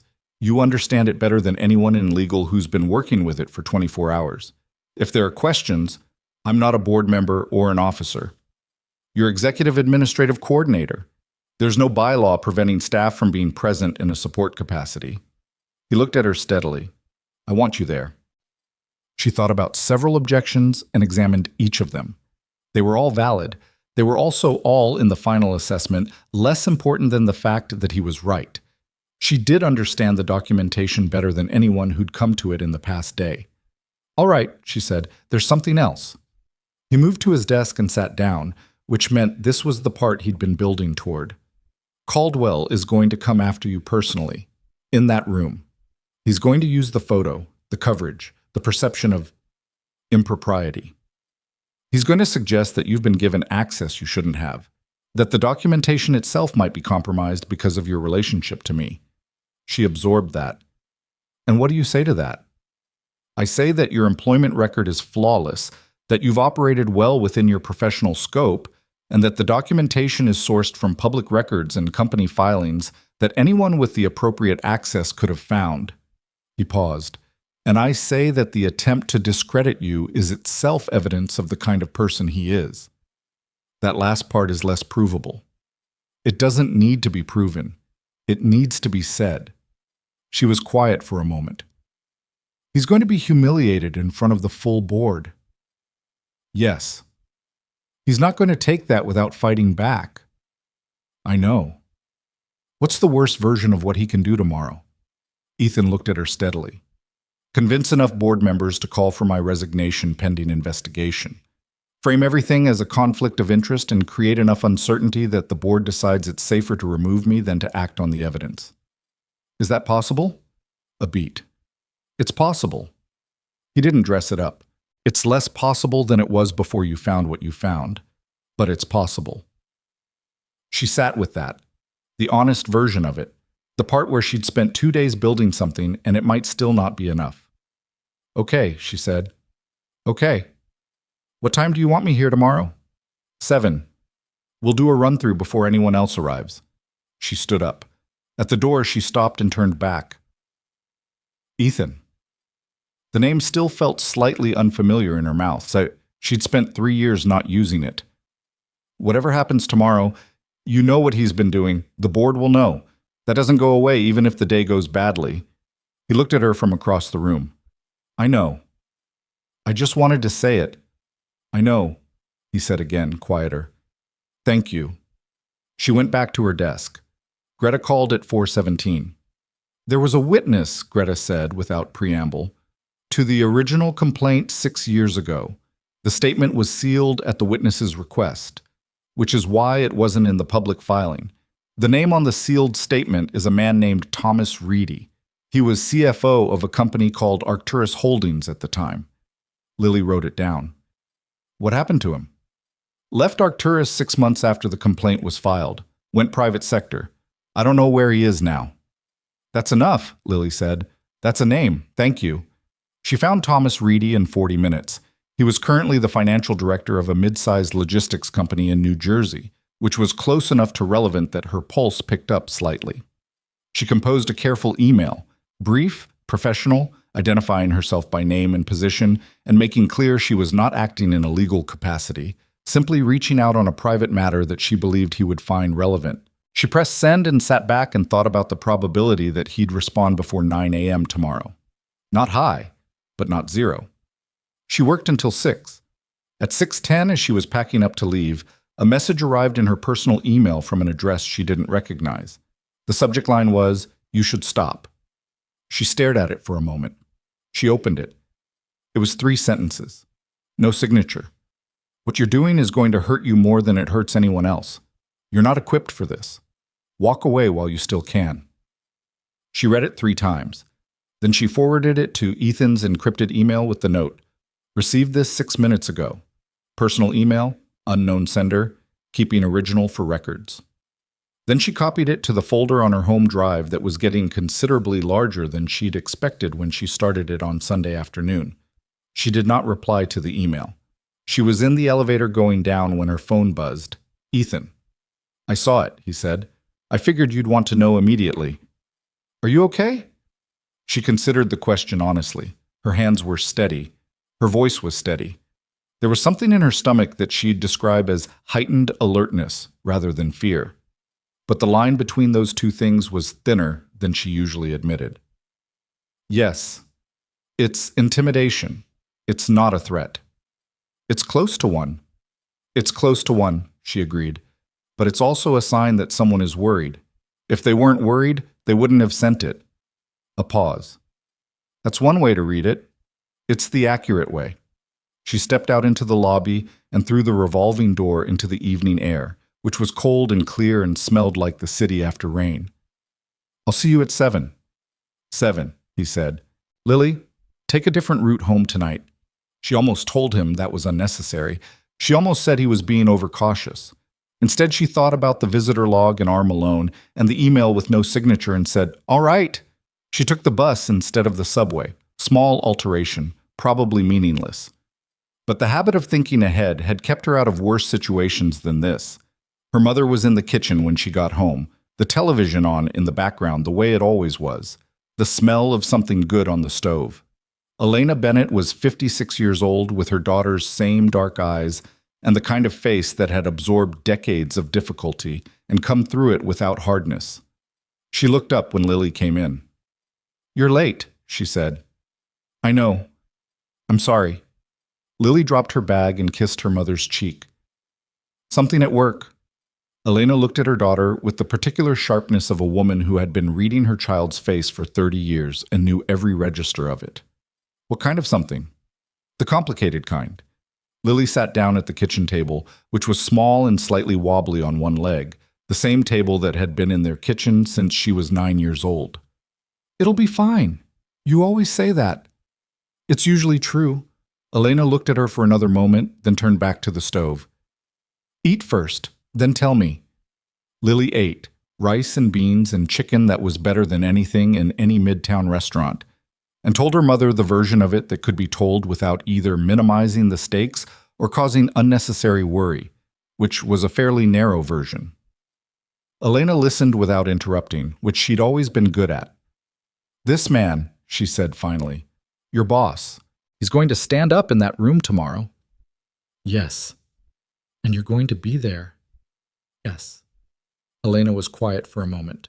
She refilled Lily's glass with water without being asked. You trust him. Lily looked at the table, at the slightly wobbly leg, at the water glass her mother had just refilled. I think so, she said. You think so, or you do? She looked up. I do. Her mother nodded once, as if something had been confirmed.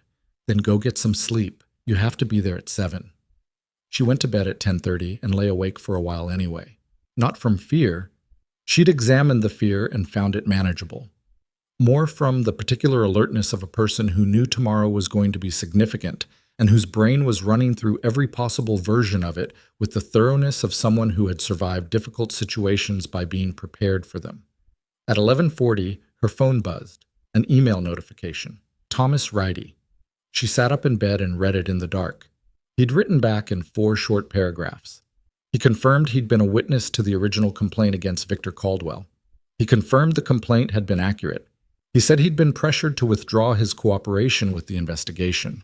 Not threatened, precisely, but pressured, in the way that powerful people pressured other people without leaving fingerprints. He'd left Arcturus shortly after because the environment had become untenable. And then, if someone is putting together a case against Caldwell and needs a first-hand account, I've been waiting 6 years for someone to ask. Tell me what you need. She read it twice.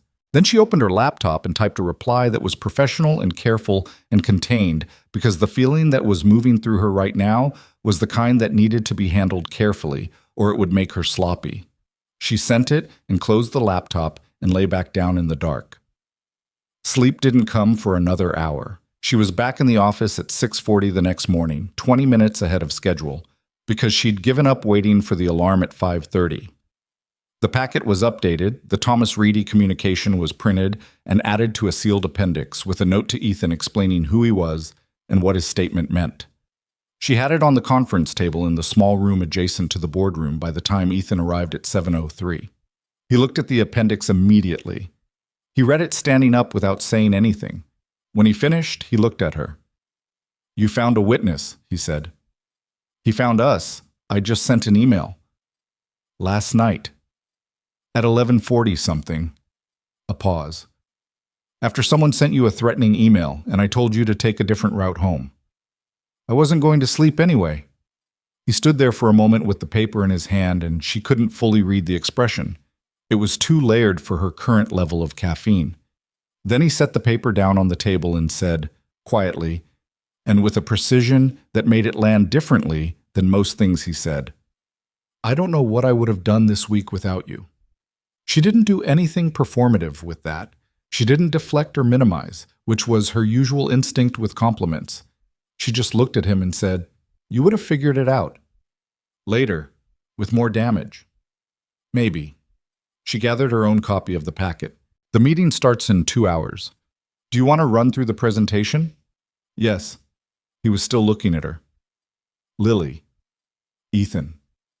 After this is over, he stopped, started differently. I want to have a conversation that isn't about work. She held his gaze. The conference room was quiet and cold, and the morning light was coming through the window at a low angle, and she was tired in the specific way of someone who had not slept enough for 3 consecutive nights, and there was an email threatening her in her personal inbox, and in 2 hours she was going to sit in a boardroom while 2 powerful men decided which version of the truth was going to win.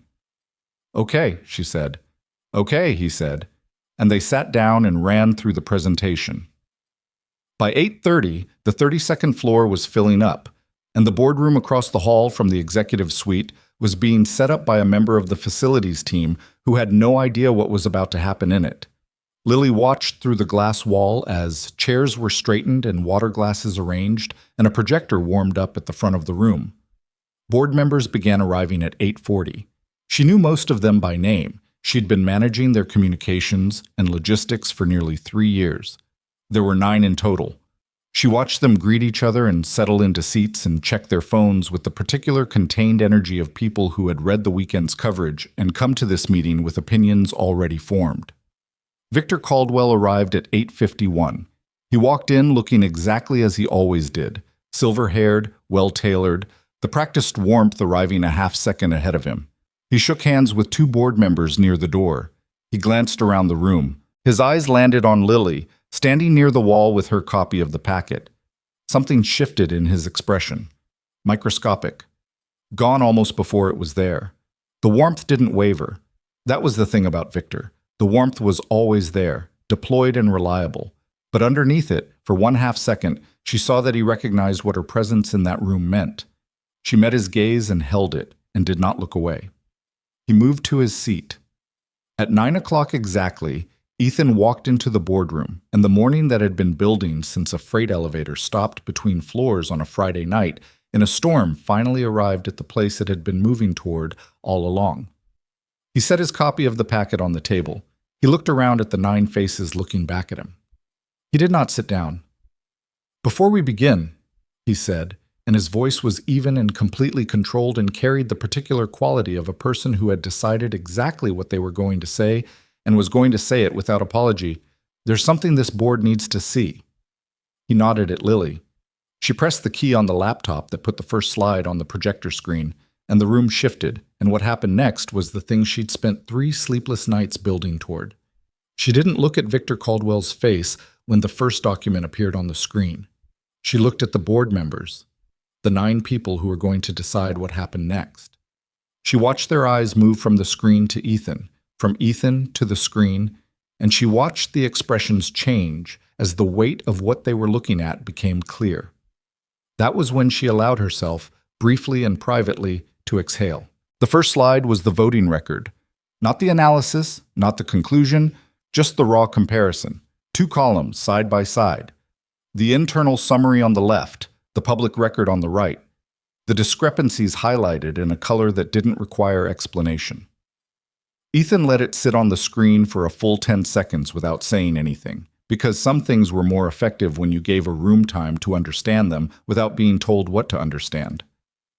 The silence in the boardroom had a specific quality. It was the silence of 9 people processing something that rearranged what they thought they knew. Margaret Osei spoke first. She was 64, a former federal appellate judge who had been on the Holloway board for 7 years, and she had the particular quality of a person who had spent decades in rooms where the truth was being argued over and had developed an excellent instinct for when someone was finally telling it. "Where did this come from?" she said. Her voice was neutral, professional. The question was not skeptical. It was foundational. She wanted to know what she was looking at before she reacted to it. "Internal company records cross-referenced with public filings," Ethan said. "The originals are in the packet in front of you, fully sourced. The analysis was compiled independently, outside of legal, and then verified by outside counsel overnight." He paused. "Please turn to page 12. The room rustled. Pages turned. Lily stood at the wall and watched and kept her breathing even and her face professionally neutral, which took more effort than she showed.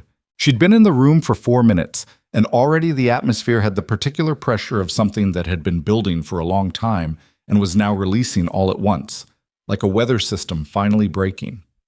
She did not look at Victor Caldwell. Then she did. He was sitting at the far end of the table, 2 seats from the chair he usually occupied at the head. He'd been displaced by the setup. Ethan had subtly reconfigured the room's arrangement in a way that put him at the head position rather than Caldwell, a detail that she'd noticed when she'd come in at 6:40 and that she suspected Caldwell had noticed about 30 seconds after walking in. His jacket was on, his hands were flat on the table in front of him, and his face was doing the thing she'd seen it do for 3 years. The warm professional composure, the attentive expression, the practiced stillness of a man who had navigated difficult rooms for 40 years and was not going to let anyone see him react until he decided how he wanted to react. But his hands were flat on the table with a firmness that wasn't relaxed. That was the tell. Small, and she might have missed it on a different day, but she'd been studying this particular man for the past 3 days, and she knew his body language now the way she'd learned Ethan's, through sustained, quiet attention. Victor Caldwell was holding himself together, deliberately, with effort. The fourth discrepancy, Margaret Osei said from down the table. Page 17, the Prescott advisory vote. Can you explain what we're looking at here? Ethan turned to it. The internal summary from March of last year records the advisory vote, SCI vote, as 4 in favor, 3 opposed, 2 abstaining.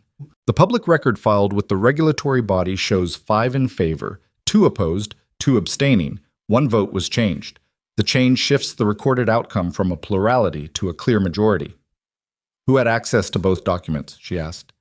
The internal summary was accessible to board members, the CEO, and the corporate secretary at the time of filing. The public record would have been submitted by the corporate secretary's office. He paused. The corporate secretary reports to the board's governance committee, which I chair, said a man 2 seats to Margaret's left. Gerald Park, 60, Korean-American, private equity background, methodical and careful and not someone who wasted words. He'd been reading the document since the first page and hadn't looked up. He looked up now. Which I chair, he repeated, and his voice had a quality in it that Lily recognized, the specific sound of a person who was angry and was deciding exactly how to use it. And I'm looking at alterations to documents filed under my governance committee's authority that I had no knowledge of. I know, Ethan said. This is not a small thing. I know that too. That's why we're here. A long pause.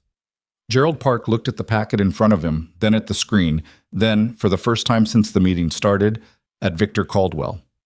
It was not a warm look, and that was when Victor Caldwell made his move. Ethan, he said. His voice was exactly as warm as it always was. Calibrated, patient. The voice of a man who had decided on his strategy and was committing to it fully. I think we all appreciate you bringing forward concerns, and obviously if there are genuine discrepancies in company records, that requires investigation. He looked around the table, making eye contact with each board member, deliberate and unhurried. But I think we also need to be honest about the context in which this presentation is happening. Ethan looked at him. You've had a difficult week, Caldwell continued. The media coverage has been uncomfortable. There are questions, legitimate questions, about judgment and professional boundaries. And I worry, I say this genuinely, as someone who has enormous respect for what you've built here, that what we're looking at this morning is a document package assembled in a very short period of time under considerable pressure to redirect attention from those legitimate questions. He set his hands, that same deliberate flatness, on the table. That's not an accusation, that's a concern. The room shifted. Lily felt it, the slight tilt of attention, the way some of the faces that had been hard and processing went slightly uncertain. It was well done. She had to give him that. It was exactly the right move. Don't deny, don't fight the evidence directly, reframe the whole exercise as something suspect. The documents are sourced from public filings, Ethan said. His voice didn't change. Anyone in this room can verify them independently. The analysis was confirmed by outside counsel, who have had no contact with me regarding the media situation this week. He paused. Would you like the name of the firm so you can call them directly? A beat. That won't be necessary. I think it might be, Margaret Osei said.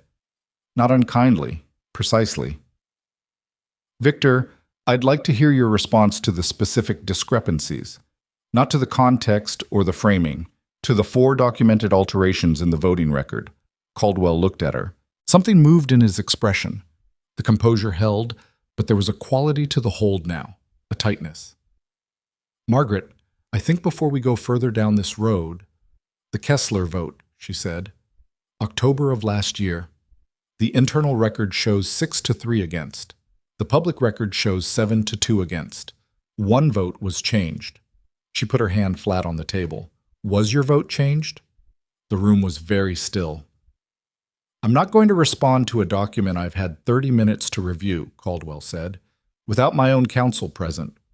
The sentence landed in the room like a stone in a pond, and every ripple it made went in the wrong direction for him, because that was the sentence of a person who needed a lawyer, and everyone in the room understood that immediately. Gerald Park leaned back in his chair. Margaret Osei looked down at her packet. Two of the other board members exchanged a glance that lasted half a second and contained an entire conversation. Ethan waited. He didn't press. He understood, and Lily understood, watching from the wall, that the most powerful thing in the room right now was the silence after Caldwell's sentence, and filling it would only diminish it. It was Caldwell who broke it. He looked around the table with the practiced composure of a man executing a pivot. I think we should table this discussion pending a proper independent review. I move to bring in an external auditing committee before any further— I'd like to add something, Ethan said, before we discuss process. Caldwell stopped. Ethan looked at him for a moment, directly, without anger, without anything that could be characterized as personal, and then he looked at the rest of the board. The packet also includes documentation of beneficial ownership positions held through intermediary companies by a current board member and entities that are direct competitors to Holloway Group in the current Meridian contract bid. That documentation is on pages 23 through 31. He paused. In addition to the voting record discrepancies, this constitutes an undisclosed conflict of interest in violation of the board's governance charter. Margaret Osei was already turning to page 23. Gerald Park had not moved. He was looking at Caldwell with the expression of a man who had arrived this morning with a calibrated opinion about this meeting and had watched it become completely irrelevant to what was actually happening. Victor, he said quietly, do you have an ownership interest in Meridian Logistics Partners? A pause that lasted 1 second too long. Through a holding structure, there is an indirect yes or no, Gerald said, still quiet, still even. The evenness of it was almost worse than anger would have been. Caldwell's composure cracked, not dramatically. It wasn't a collapse. It was more like a hairline fracture, the kind that started at one point and sent a very fine line outward in all directions. His jaw tightened. His hands moved for the first time, folding together on the table. This is an oversimplification of a complex financial yes or no, Margaret Osei said. The room held. Indirectly, Caldwell said, and his voice had changed. Still controlled, but the warmth was gone now, stripped off. What was underneath it was harder and older and considerably less interested in the feelings of the people around him. Through a structure that is entirely legal and has been disclosed in the appropriate filings. Yet it has not been disclosed to this board, Gerald Park said, which is what the charter requires.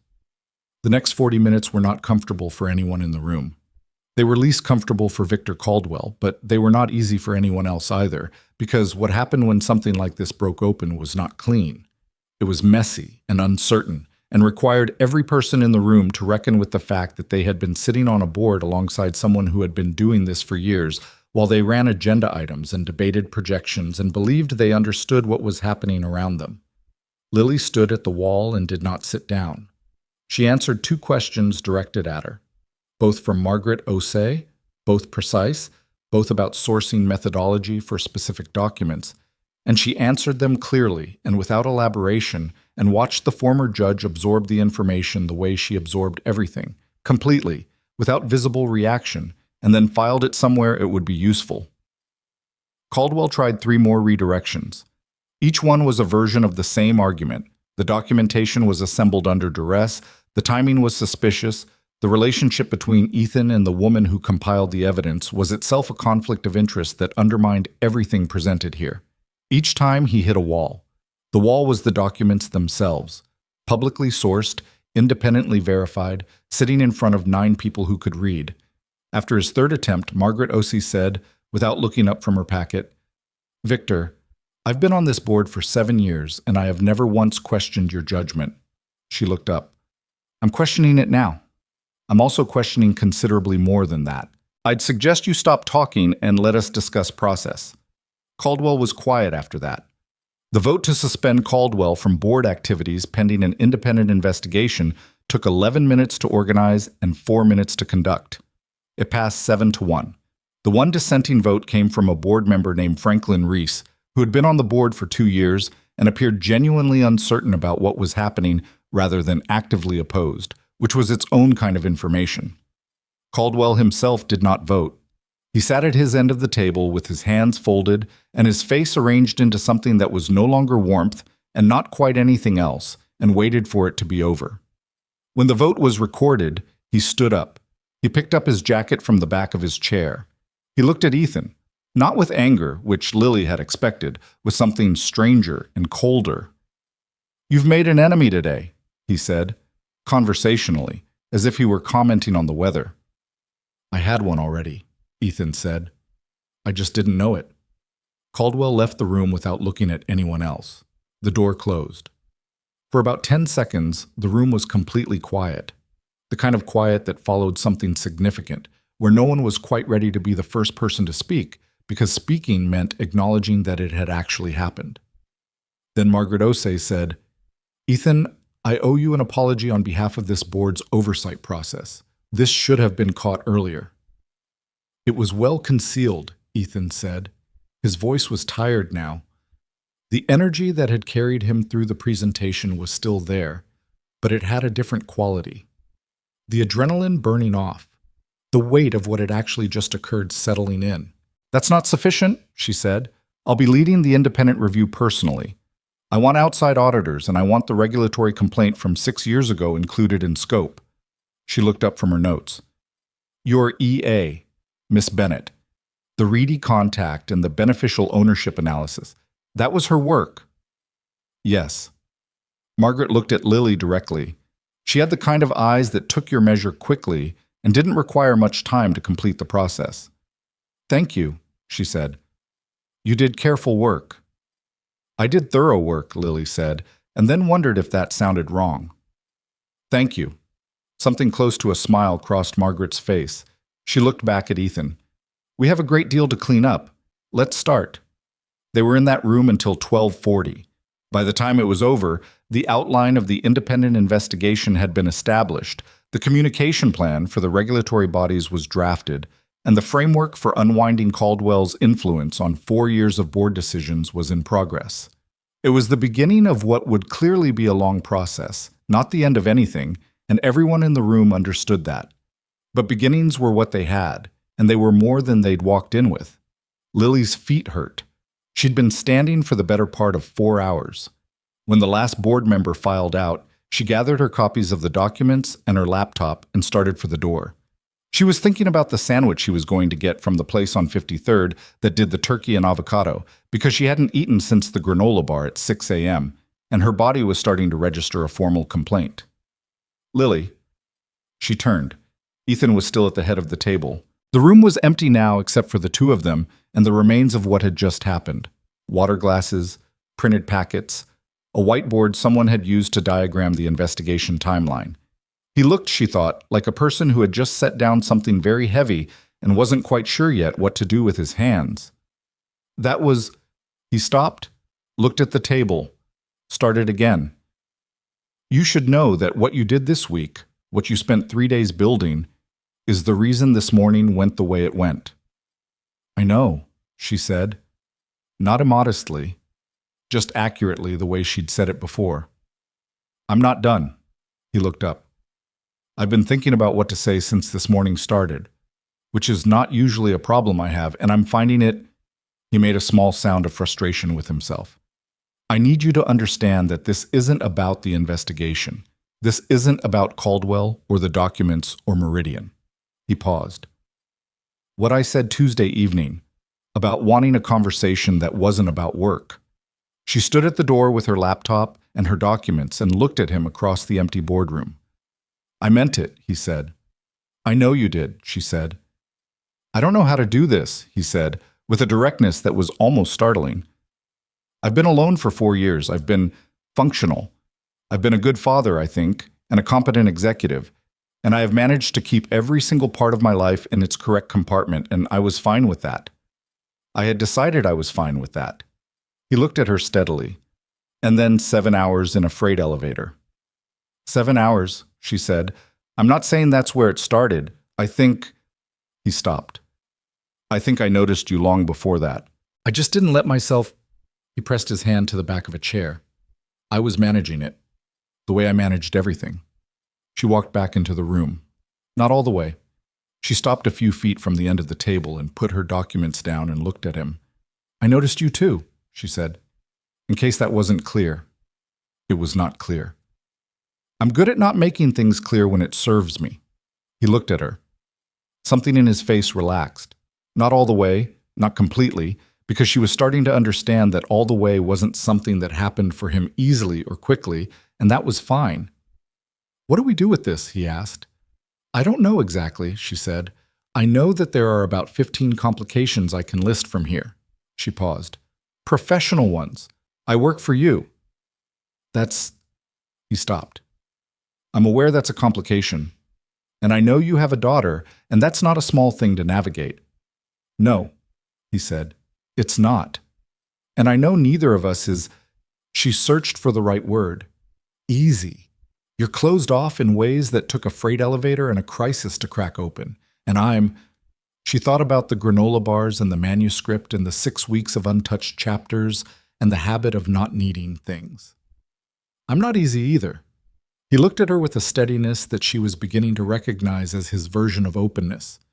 This was what it looked like when Ethan Holloway wasn't managing himself. Completely still, completely present. I know, he said. So I don't know exactly, she said again, but I know it's not nothing. I haven't thought something was nothing in 3 years and then suddenly thought it was something since Friday. Neither have I. A pause. The room was quiet.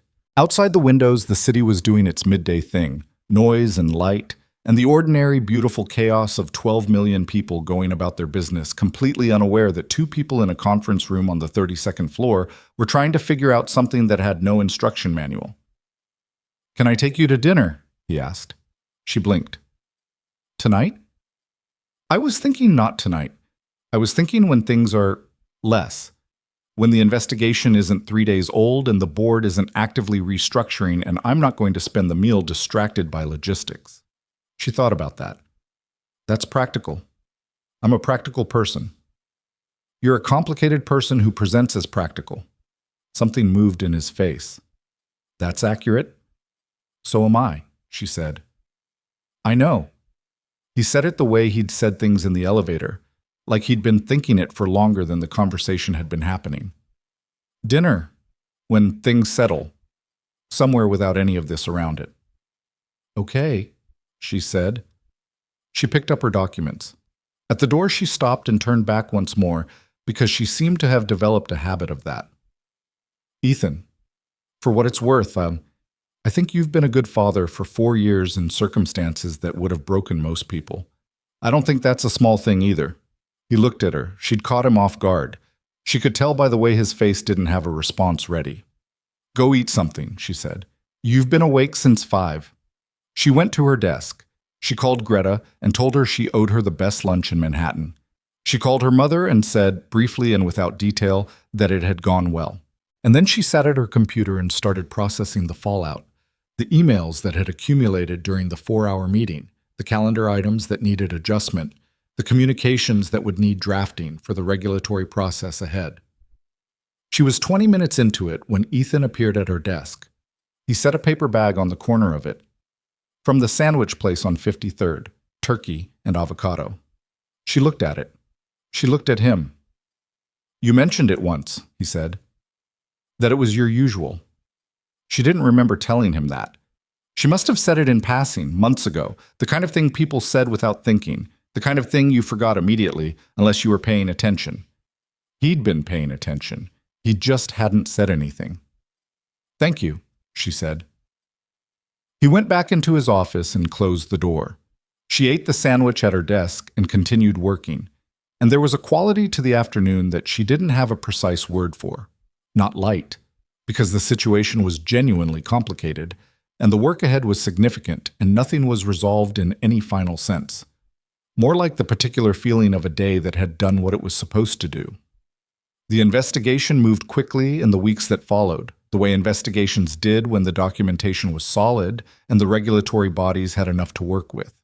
Thomas Reedy's witness statement went into the official record. The beneficial ownership positions were confirmed by auditors. The altered board minutes were verified by 3 independent forensic accountants. Caldwell's lawyers put out 3 statements in the first 10 days. Each one was more carefully worded than the last, and the careful wording was its own kind of admission. The financial press, which had spent the previous weekend framing Ethan as a distracted executive making poor decisions, spent the following weeks reframing the entire narrative. There were profiles, parquets, pieces about how the Holloway Group's CEO had uncovered systematic board corruption and moved swiftly to address it. The photo from the lobby was still out there, still circulating, but its meaning had shifted. It was no longer the thing that raised questions. It was, somewhat absurdly, the starting point of a story that had ended somewhere much larger. Lily's name appeared in 2 of the pieces. She hadn't asked for it and hadn't been consulted, but someone at outside counsel had apparently provided some background to a reporter. Executive Administrative Coordinator, key role in compiling evidence. She read her name in print and felt something complicated about it. Not quite pride, not quite discomfort. Something in between. She showed it to her mother, who read it twice and said, "You should have gotten more than 1 sentence." "I don't need more than 1 sentence." "I know you don't need it," Elena said. "That's different from deserving it." Lily didn't argue. On a Thursday afternoon, 3 weeks after the board meeting, Ethan appeared at her desk at 4:30. This was not unusual anymore. He'd developed in the past weeks a habit of stopping at her desk in the late afternoon that was different from the functional stops of before. Less purposeful. More like a person who'd found a place they didn't mind being. "I have a request," he said. She looked up from her screen. "Professional or personal?" "Personal, sort of." He leaned against the edge of her desk, which he'd also started doing. "Sophie has a thing Saturday morning. The performance run-through at school. She wants to bring someone." Lily looked at him carefully. "Someone?" She asked specifically. He said it with the careful neutrality of a man who was delivering information and very deliberately not editorializing. "I told her I'd ask." Lily sat with that for a moment. The weight of it. A 7-year-old with her father's dark hair and her mother's pale green eyes, asking specifically. "What time Saturday?" she said. Something shifted in his face. 10? "I'll be there," she said. He pushed off from the edge of her desk and went back toward his office. And she turned back to her screen, and outside the windows, New York was doing what it always did. Enormous and indifferent, and full of people carrying things nobody could see from the outside. She opened the document on her laptop. The manuscript. The chapter she'd started on the subway 3 weeks ago and had been coming back to slowly in the evenings. It was 60 pages longer than it had been before the blackout. She read the last paragraph she'd written. She added 2 sentences. She saved it. Saturday morning arrived the way November mornings did in New York. Cold and flat and bright, the kind of light that had no warmth in it but made everything look very clear. Lily took the subway from Queens, which meant she was on the platform at 8:40 with a coffee she'd made at home in a travel mug because buying coffee on the way was $4 she'd rather keep, and she stood in the cold and thought about what she was doing. She was going to a 7-year-old school performance run-through. She was going because the 7-year-old had asked specifically. She was going because the 7-year-old's father had leaned against her desk on a Thursday afternoon and delivered that information with the careful neutrality of a person trying very hard not to make it a bigger thing than it already was. And she had said yes before she'd fully thought it through, which was not her usual approach to anything. She rode the train into the city and watched the stations pass and drank her coffee and thought about the word specifically. Sophie had asked specifically. Children that age asked for what they wanted with a directness that adults spent decades unlearning, and the fact that a 7-year-old she'd never met had formed an opinion about her felt significant in a way she wasn't entirely prepared for. The school was on the Upper West Side. Lily found it without difficulty. She was good at finding things, and stood outside for a moment looking at the building, which was old brick and had the particular look of a place that had been educating children for a long time and was not particularly impressed with itself about it. Ethan was waiting just inside the entrance with Sophie beside him. The first thing Lily registered was that Sophie was smaller than she'd expected, which was irrational because she knew the child was 7. Children were small. This was not new information. But there was something about the reality of her. Dark hair and two uneven braids that suggested Ethan had done them himself. The pale green eyes Lily had only seen in a framed photograph. A coat that was slightly too big for her because children grew faster than coat purchases could keep up with.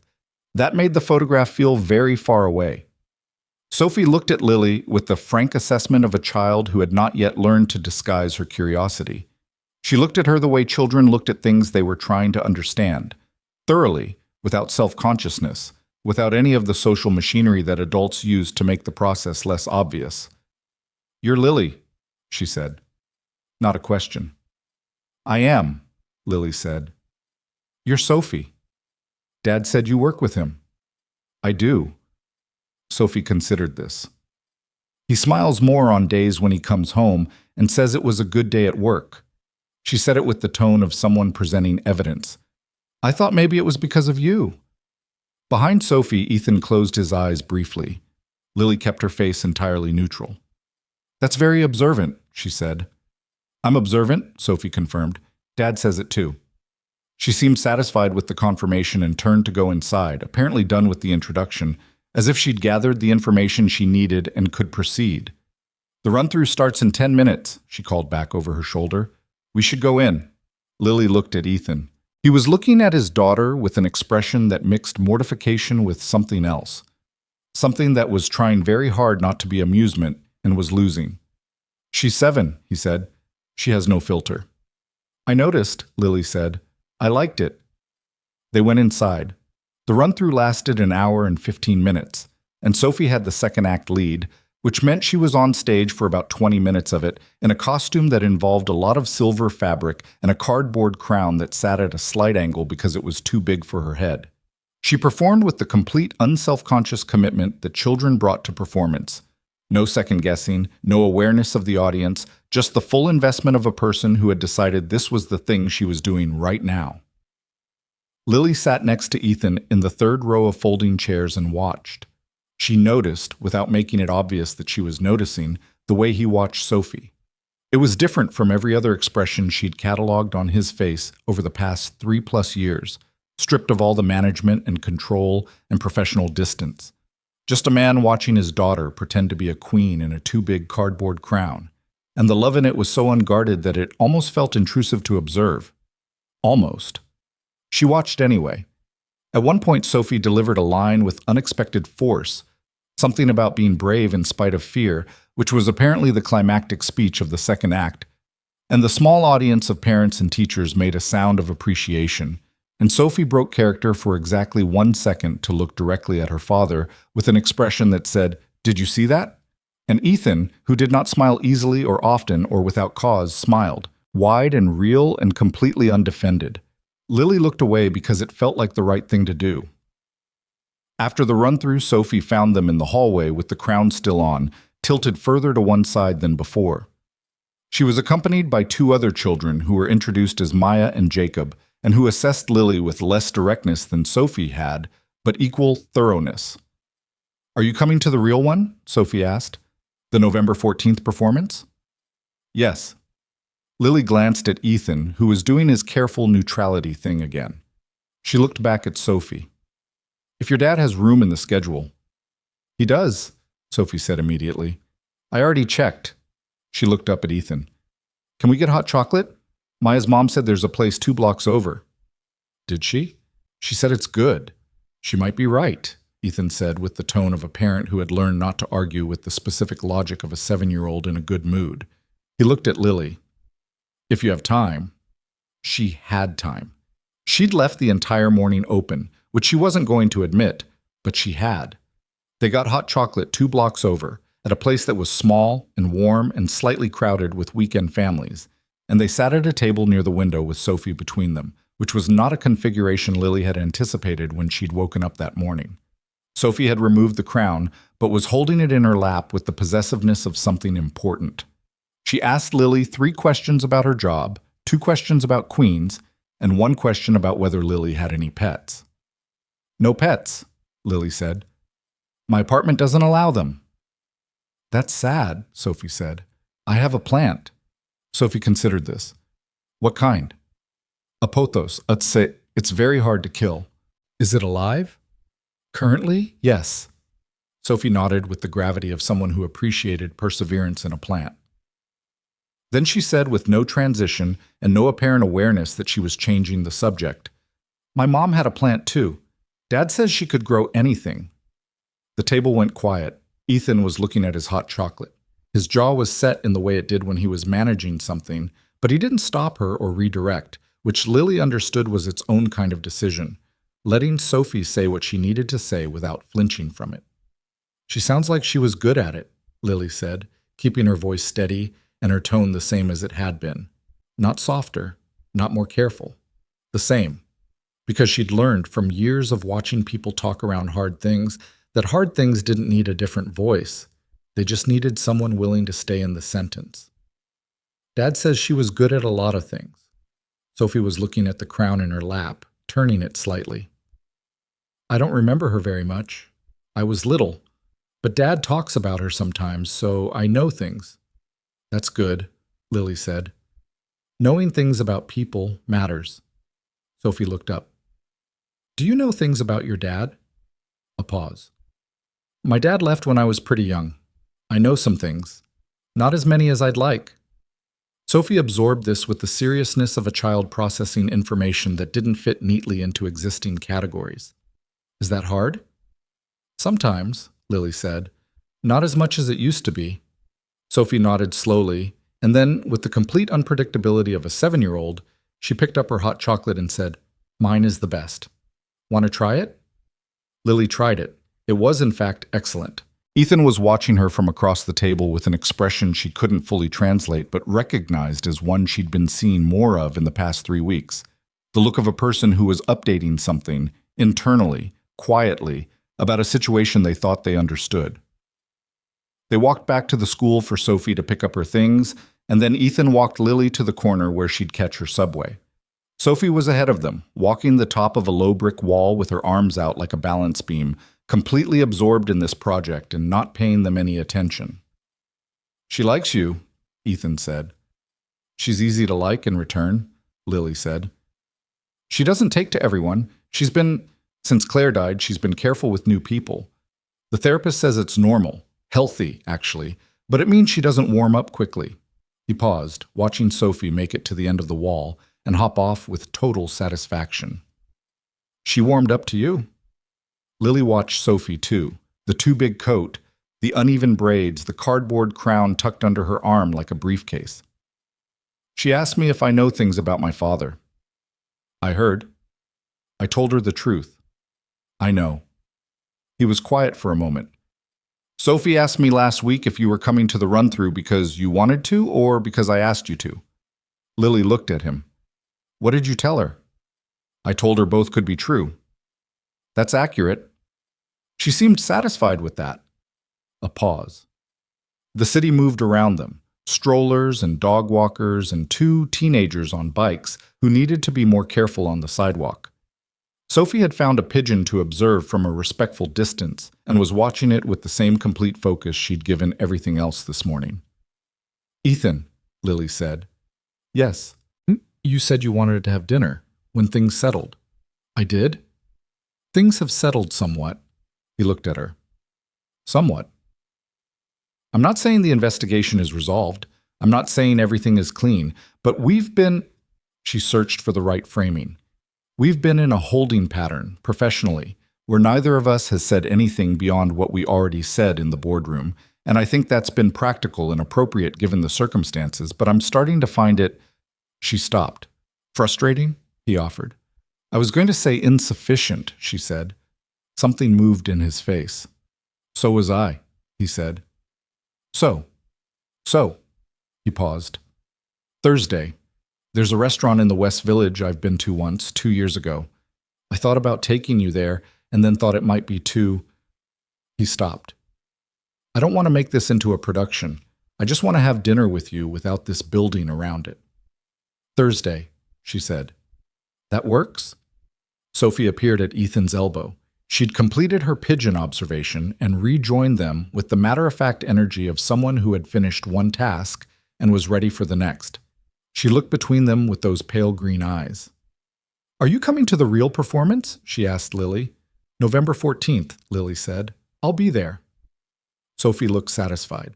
She slid her hand into her father's without looking at him, a gesture so practiced and automatic that it clearly happened all the time, the particular ease of a child who knew her parent was always going to be there when she reached. Can we get lunch? I want noodles. You always want noodles, Ethan said. Because noodles are always good, Sophie said, with the certainty of someone stating a physical law. Lily smiled. She said goodbye, and Sophie said goodbye back with the same directness she'd deployed for everything else. And Ethan said Thursday with a quiet certainty that had no performance in it, and she walked to the subway entrance and went down the stairs. On the train back to Queens, she sat with her empty coffee mug and the memory of a cardboard crown at a slight angle and thought about the word specifically again. Sophie had asked specifically. That word, she understood now, carried more weight than she'd given it on the platform that morning. It meant she'd already been in that house, somehow, before she'd ever set foot in it. Thursday came. The restaurant was small and not trying too hard, which she appreciated. They ordered wine she didn't pretend to know and food she actually wanted, and for the first 40 minutes they talked about things that weren't the investigation or the board or Caldwell's lawyers or the Meridian contract, because they'd agreed, without explicitly agreeing, that those things could exist for one evening outside the frame. They talked about his childhood. He'd grown up in Connecticut, the son of a man who'd built a smaller version of what Ethan had eventually expanded, and the inheritance had come with expectations that had felt like walls before they'd felt like foundations. He talked about it the way people talked about formative pressure, not bitterly, but honestly, with the acknowledgement that something can shape you and cost you at the same time.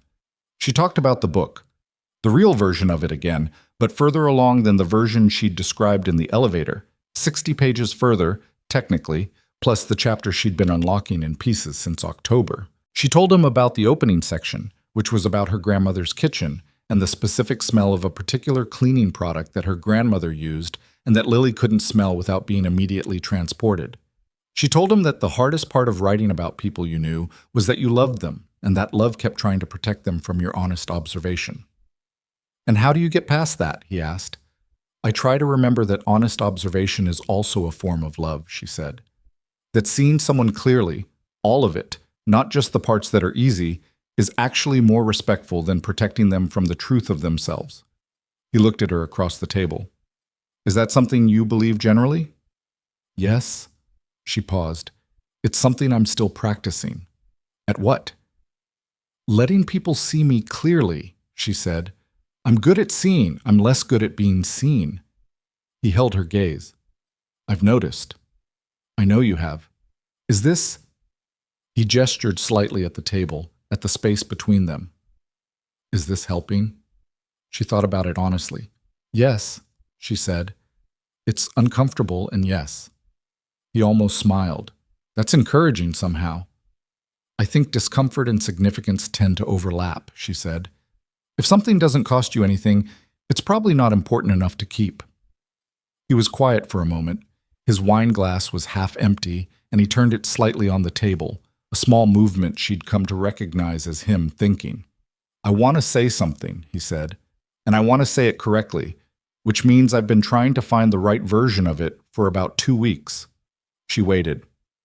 When Claire died, he started, and then paused. He looked at his wine glass, looked up. I made a decision, not a conscious one. I didn't sit down and decide. It just happened, in the way that grief shapes you without asking permission. I decided that I was going to be excellent at the things I could control, and I was going to let the other things, the things I couldn't control, the things that required me to need someone, the things that could hurt, I was going to let those go quiet. He paused. It worked. For 4 years, it worked reasonably well. I was good at my job. I was a decent father. I had everything in its compartment. And then the lights went out, she said. And then the lights went out, he said. And I was stuck in a small box with a person I had been looking at without seeing for 3 years. And she told me things that were true. And I told her things that were true. And I remembered. He stopped. I remembered what it was like to be in a conversation where you were actually in it, where you weren't managing, where you said what you meant, and the other person said what they meant, and you were both just. He shook his head slightly. I hadn't had that in a long time. Lily looked at him. He was not performing this. That was the thing about Ethan when his walls were down. There was nothing theatrical about him. He was just saying what was true, with the same directness he brought to everything else, and the simplicity of it was somehow more affecting than anything more polished would have been. I know what you mean, she said. About the compartments. She looked at her own glass. I built mine differently. Mine were about not needing things, not letting myself want what I was pretty sure I couldn't have. I got very good at looking at my life and finding what was enough and being satisfied with enough. And now? She looked up. I'm finding that enough is a word I've been using as a ceiling when it should have been a floor. He held her gaze. Something in his expression was very still and very certain. I don't know what this is yet, she said, not apologetically, practically. I mean, I know what it is. I just don't know what it becomes. Neither do I, he said. I know it's not nothing. I've established that. You've established that, she agreed. And I know that Sophie asked for you specifically on Saturday. She did. And I know that I've been walking past your desk for 3 years and not stopping, and in the past 3 weeks I've stopped every day, and I can't tell you exactly when that happened, except to say that it did, and I don't intend to go back. Lily sat with that for a moment, the weight of it and the simplicity of it together. Okay, she said. Okay? I mean, yes, she said. I mean, I'm in. I don't know what in looks like yet either, but I'm in it. He looked at her for a moment, and then something happened to his face that she'd been waiting for without knowing she was waiting for it. The full version of the expression she'd seen fragments of, the undefended version, the one that existed before all the management and distance and the 4 years of being excellent at things he could control. He looked, for one moment, like a person who had been carrying something for a very long time and had just set it down in a place where it would be safe. Not fixed, not resolved, just set down. She reached across the table and put her hand over his briefly, and then moved it back, and they both looked at their plates, and the evening moved forward the way evenings did when you stopped trying to make them be something and let them be what they were. The investigation concluded formally in February. Victor Caldwell resigned from the Holloway board in November, quietly, through his lawyers, before the regulatory findings were officially published. The letter his attorneys released was 3 paragraphs and acknowledged nothing specifically, which everyone who read it understood to mean everything. The formal findings from the independent audit came out the following February, and they were thorough and damning in the particular bloodless language of regulatory documents. Phrases like systematic misrepresentation and undisclosed beneficial interests and conduct inconsistent with fiduciary responsibility that translated, for people who read them carefully, into the plain fact that Victor Caldwell had spent 4 years quietly steering a company's decisions for his own financial benefit while smiling across boardroom tables and using the word optics. Thomas Rady's witness statement became part of the official record. He gave a brief interview to a financial publication, which he'd apparently been waiting to give for 6 years, and he was precise and specific and said everything he needed to say without embellishment. Lily read it at her desk and thought about the 40-minute window between sending that email and getting his reply, and thought about the version of this story where she hadn't sent it, where she'd gone to bed at 11:40 and let the morning come without it. The Meridian contract went to Holloway Group in January. It was, by the company's financial team's assessment, the most significant contract the company had signed in its current form. Margaret Osei sent Ethan a 2-line email when the announcement was made. The second line was, "Clean house well." Gerald Park, at the first board meeting after Caldwell's departure, moved a formal motion to enter into the record a commendation for the thoroughness and professionalism of the internal evidence compilation that had initiated the investigation. He did not name Lily specifically in the motion. That wasn't how board motions worked, but he looked directly at her when he read it, and she held his gaze and nodded once. That was enough. Lily's employment status changed in December. Not dramatically, not with fanfare. Ethan brought it up in the same careful, practical way he brought up most things that were important to him, on a Tuesday afternoon when she was at her desk, and he'd stopped by in the now regular way. "I want to talk about your role," he said. "Okay." "Your role as currently structured was designed around a function that's changed," he said. "The company has changed. The way I work has changed. I think your title and compensation should reflect what you've actually been doing for the past several years rather than the job description from 2000 and... He looked slightly pained by the math. Whatever year it was. You want to redefine my position. I want to accurately define it. There's a difference. She looked at him for a moment. What does that mean practically? Senior Director of Strategic Operations, he said, with a compensation adjustment that's significant. He named a number. She absorbed it. And the writing, he said. I want to renegotiate your schedule to give you 2 mornings a week that are yours. Not mine, not the company's. She looked at him. You can't just give me mornings. I'm the CEO. I can adjust operational structures. You're doing this because... I'm doing this because you've been doing this job at a level that warrants it. And I've been benefiting from your work at a rate that doesn't reflect its value, he said evenly. The writing mornings are separate. Those are because you told me in an elevator that you were afraid to write something, and I've watched you write it for 3 months, and it's important, and I want it to have space. She sat with that for a long time. Ethan, she said finally, this is... She stopped, tried again. I don't need you to fix things for me. I know you don't need me to, he said. This isn't about need. It's about accurate recognition of what's actually there. He paused. You've been operating under a ceiling since I met you. I'd like to adjust that. She thought about the word ceiling. She'd used it herself, at dinner in the West Village, a ceiling when it should have been a floor. Okay, she said. Okay? Yes, she said. Thank you. He went back to his office. She sat at her desk and stared at her screen for a minute, and then she opened the manuscript document and added 2 sentences to the chapter she'd been working on, because that was apparently what she did now when something important happened. She wrote. November 14th came. Sophie's performance was in the school auditorium, which held maybe 200 people, and was full of parents and grandparents and younger siblings who couldn't quite sit still in the particular anticipatory energy of a room full of people who were there because someone they loved was about to do something that mattered to them. Lily sat next to Ethan in the 7th row. Elena was on Lily's other side because Lily had asked if she wanted to come, and Elena had said yes with the speed of someone who had been waiting to be asked, and Sophie had been informed and had said yes, bring her with the same directness she deployed for everything. The performance was 45 minutes.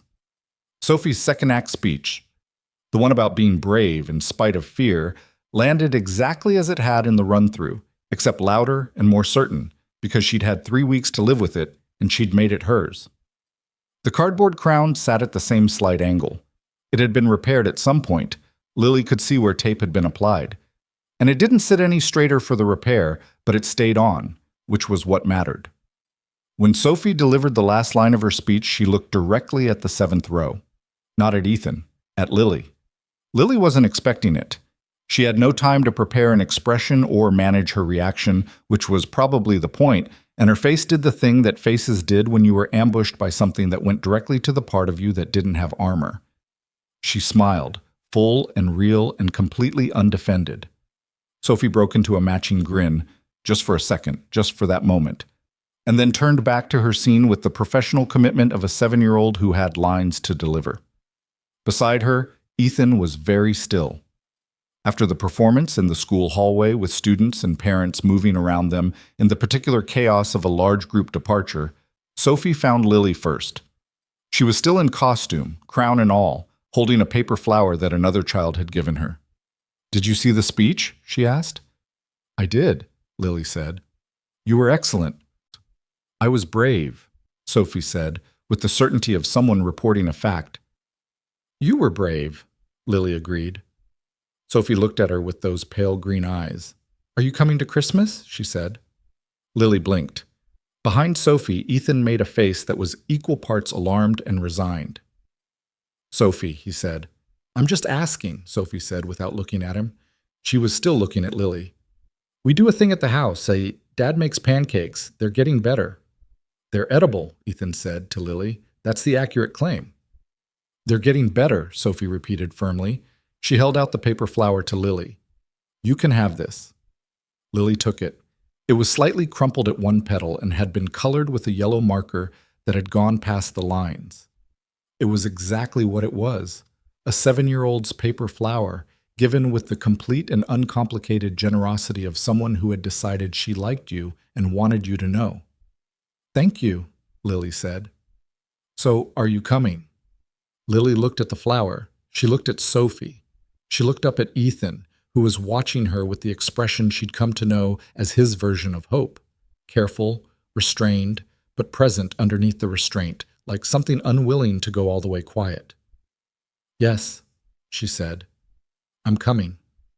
Elena, who had been standing slightly to the side throughout this exchange, leaned toward Lily and said, in Spanish, quietly enough that it was mostly for Lily, "I like this family."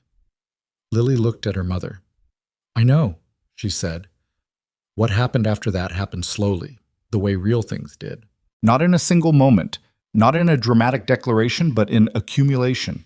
Christmases and school events and Tuesday afternoons at her desk and dinners that stopped being notable because they became regular. Sophie learned to text Lily directly about things that were important to her, which was a list that included her opinions on various subjects, updates on the plant Lily eventually brought to the townhouse because Sophie had asked about it specifically, and periodic reviews of the chapters Lily let her read, edited for age appropriateness, from the manuscript that was becoming a book. Elena and Ethan developed a rapport that Lily had not anticipated, and that filled her with a complicated warmth. They found common ground in their shared assessment of Lily's stubbornness and their joint commitment to making sure she ate actual meals, and they communicated about this alliance in the way that people did when they'd decided to be on the same side of something. The book was finished in April, not April the following year. April 6 months after The Elevator. She'd been carrying it for 4 years and she finished it in 6 months, which she thought said something about the relationship between having something to say and having the space to say it. The way space changed things, not in a magical way, but in the ordinary practical way of being able to breathe. She sent it to 3 agents on a Tuesday morning from her desk on the 32nd floor during one of the 2 mornings that were hers. She told Ethan when he stopped by that afternoon. "3?" he said. "To start," she said. "What are you hoping for?" She thought about what she'd said in the elevator, the first time she'd described the book to someone who actually listened. Maybe someone who doesn't know that world will know it a little. "Same thing I've always been hoping for," she said. He looked at her with that steady, undefended expression that she still wasn't entirely used to and probably wouldn't be for a long time, and said, "It's going to find its readers. You haven't read it." "I've read the chapters," Sophie approved. A pause. "You're a real writer, Lily. You've been one the whole time. You just needed to stop managing around it." She looked at her screen. She thought about the granola bars in her drawer. Still there, still a habit, probably always would be. She thought about the 2 sentences she'd written on the subway the night of the blackout, which had ended up in the book's 3rd chapter, cleaned up but recognizable. She thought about the specific quality of 7 hours in a freight elevator and how impossible it was, from the outside, to understand why that had mattered. The thing about invisibility was that you could live inside it for a long time and mistake it for safety. You could convince yourself that being unseen was the same as being protected, that if no one looked at you directly, no one could use what they saw. Lily had done this for most of her adult life, and she'd been very good at it, and it had served her mostly. She'd survived things that required not being seen. She'd navigated rooms and situations and the particular difficulty of being a person with less power than the people around her, and she'd done it by making herself essential while making herself small. The elevator had taken that away from her. 7 hours with nowhere to hide, and a man who had, slowly, imperfectly, in the particular halting way of someone relearning something they'd deliberately unlearned, turned toward her and looked. And she'd looked back. That was the whole of it, really. That was the unglamorous, uncinematic, entirely human core of it. 2 people in a difficult box, deciding to stop managing and start being honest. Everything that followed, the investigation, the boardroom, the dinner in the West Village, Sophie's paper flower, the book, was the accumulation of that one decision, repeated in different forms, held to across complications and uncertainties, and the ordinary friction of 2 imperfect people who were not easy and who had both spent considerable time convincing themselves they were fine alone. They were fine.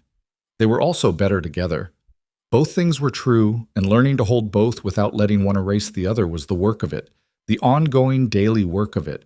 And it was not always smooth, and it was not always comfortable, and there were days when old habits reasserted themselves, when she went quiet and internal in the way she did when something scared her, when he went distant and managed in the way he did when something felt like too much. And those days required patience and the willingness to say eventually what was actually happening. That was the part nobody talked about, the part after the significant moment, the part that was just regular life, with all its texture and inconvenience and the specific ordinary difficulty of choosing someone every day, not once but continuously, in the small ways that didn't make for dramatic stories, but were the actual substance of a life built with another person. Ethan got better at stopping, at being in a room without managing it. He was not going to become a different kind of person.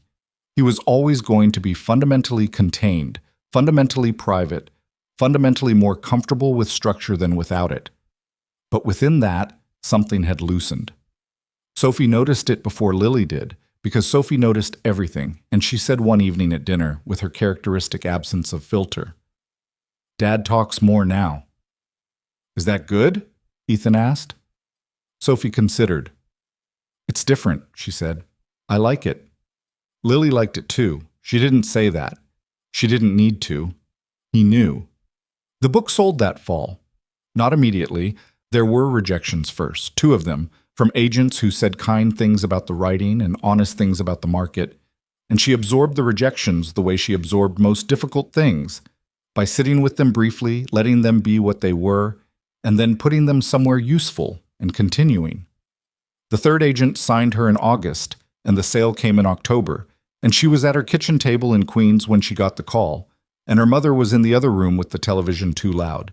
And she hung up the phone and sat there for a moment in the particular stunned quality of having something happen that you've been working toward for so long that the arrival of it felt unreal. She texted Ethan, 2 words, "It sold." His reply came back in 40 seconds. Also 2 words, "I know." She stared at the screen. "What do you mean you know? I called the agency last week." A pause. "I didn't tell anyone anything. I just wanted to know how it was progressing." She sat back in her chair. "Ethan." "I was thorough," he wrote. "You've mentioned that's a trait you appreciate." She put the phone down and looked at the ceiling and did the thing she'd been doing more often lately. She laughed. Not the small, involuntary exhale from the elevator. A real one, unguarded, in the kitchen where she'd grown up, while her mother watched television in the next room, and somewhere across the city a man who had walked past her desk for 3 years was probably sitting in his office with the expression she couldn't see but could perfectly imagine. She picked up the phone. "I'm telling you in person tomorrow." "I know," he wrote again. "Stop knowing things before I tell you. I can't help it. I'm observant." She recognized the word. Sophie's word and Sophie's voice, deployed by her father with the particular precise timing of someone who had been paying very close attention. She texted back, "I see where she gets it." She put the phone in her pocket and went to tell her mother, and Elena made a sound that was somewhere between a word and something that didn't need to be a word, and held her daughter's face in her hands briefly the way she'd done since Lily was small, and the television was too loud in the background, and the kitchen smelled like the cleaning product that was going to end up in the 3rd chapter of a book that people Lily had never met were eventually going to read in cities she'd never been to.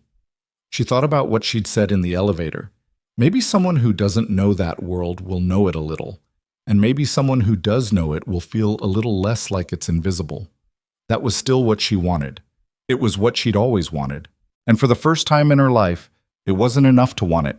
She'd done the thing, page by page, in the hours she'd carved out of hard days, and now it was going to exist outside of her, and that was terrifying and correct, and exactly what it was supposed to be. On November 14th, 1 year to the day from Sophie's first real performance, the one with the repaired crown and the paper flower, Lily sat in the 7th row of the school auditorium and watched Sophie perform a different play in a different costume, with a crown that fit better this time, because Ethan had measured her head and ordered a real one, which was the most Ethan thing Lily had ever witnessed him do. Elena was on her left, Ethan was on her right.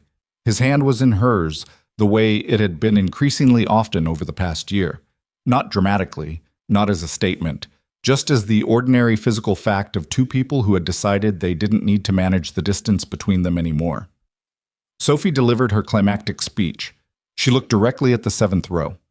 At all three of them this time, her gaze moving across Elena, to Lily, to her father, and back, taking them in as a unit, as the specific configuration of people who had shown up for her, which was all any child really needed to know. Who was going to be there? Lily felt Ethan's hand tighten slightly around hers. She tightened back. Sophie finished her speech. The auditorium applauded. The crowd sat straight. Outside, November was doing what November did, cold and clear and bright in the way that had no warmth but made everything visible. And that was enough. That was exactly enough. Not as a ceiling, as a floor and everything built on top of it, and everything still to come.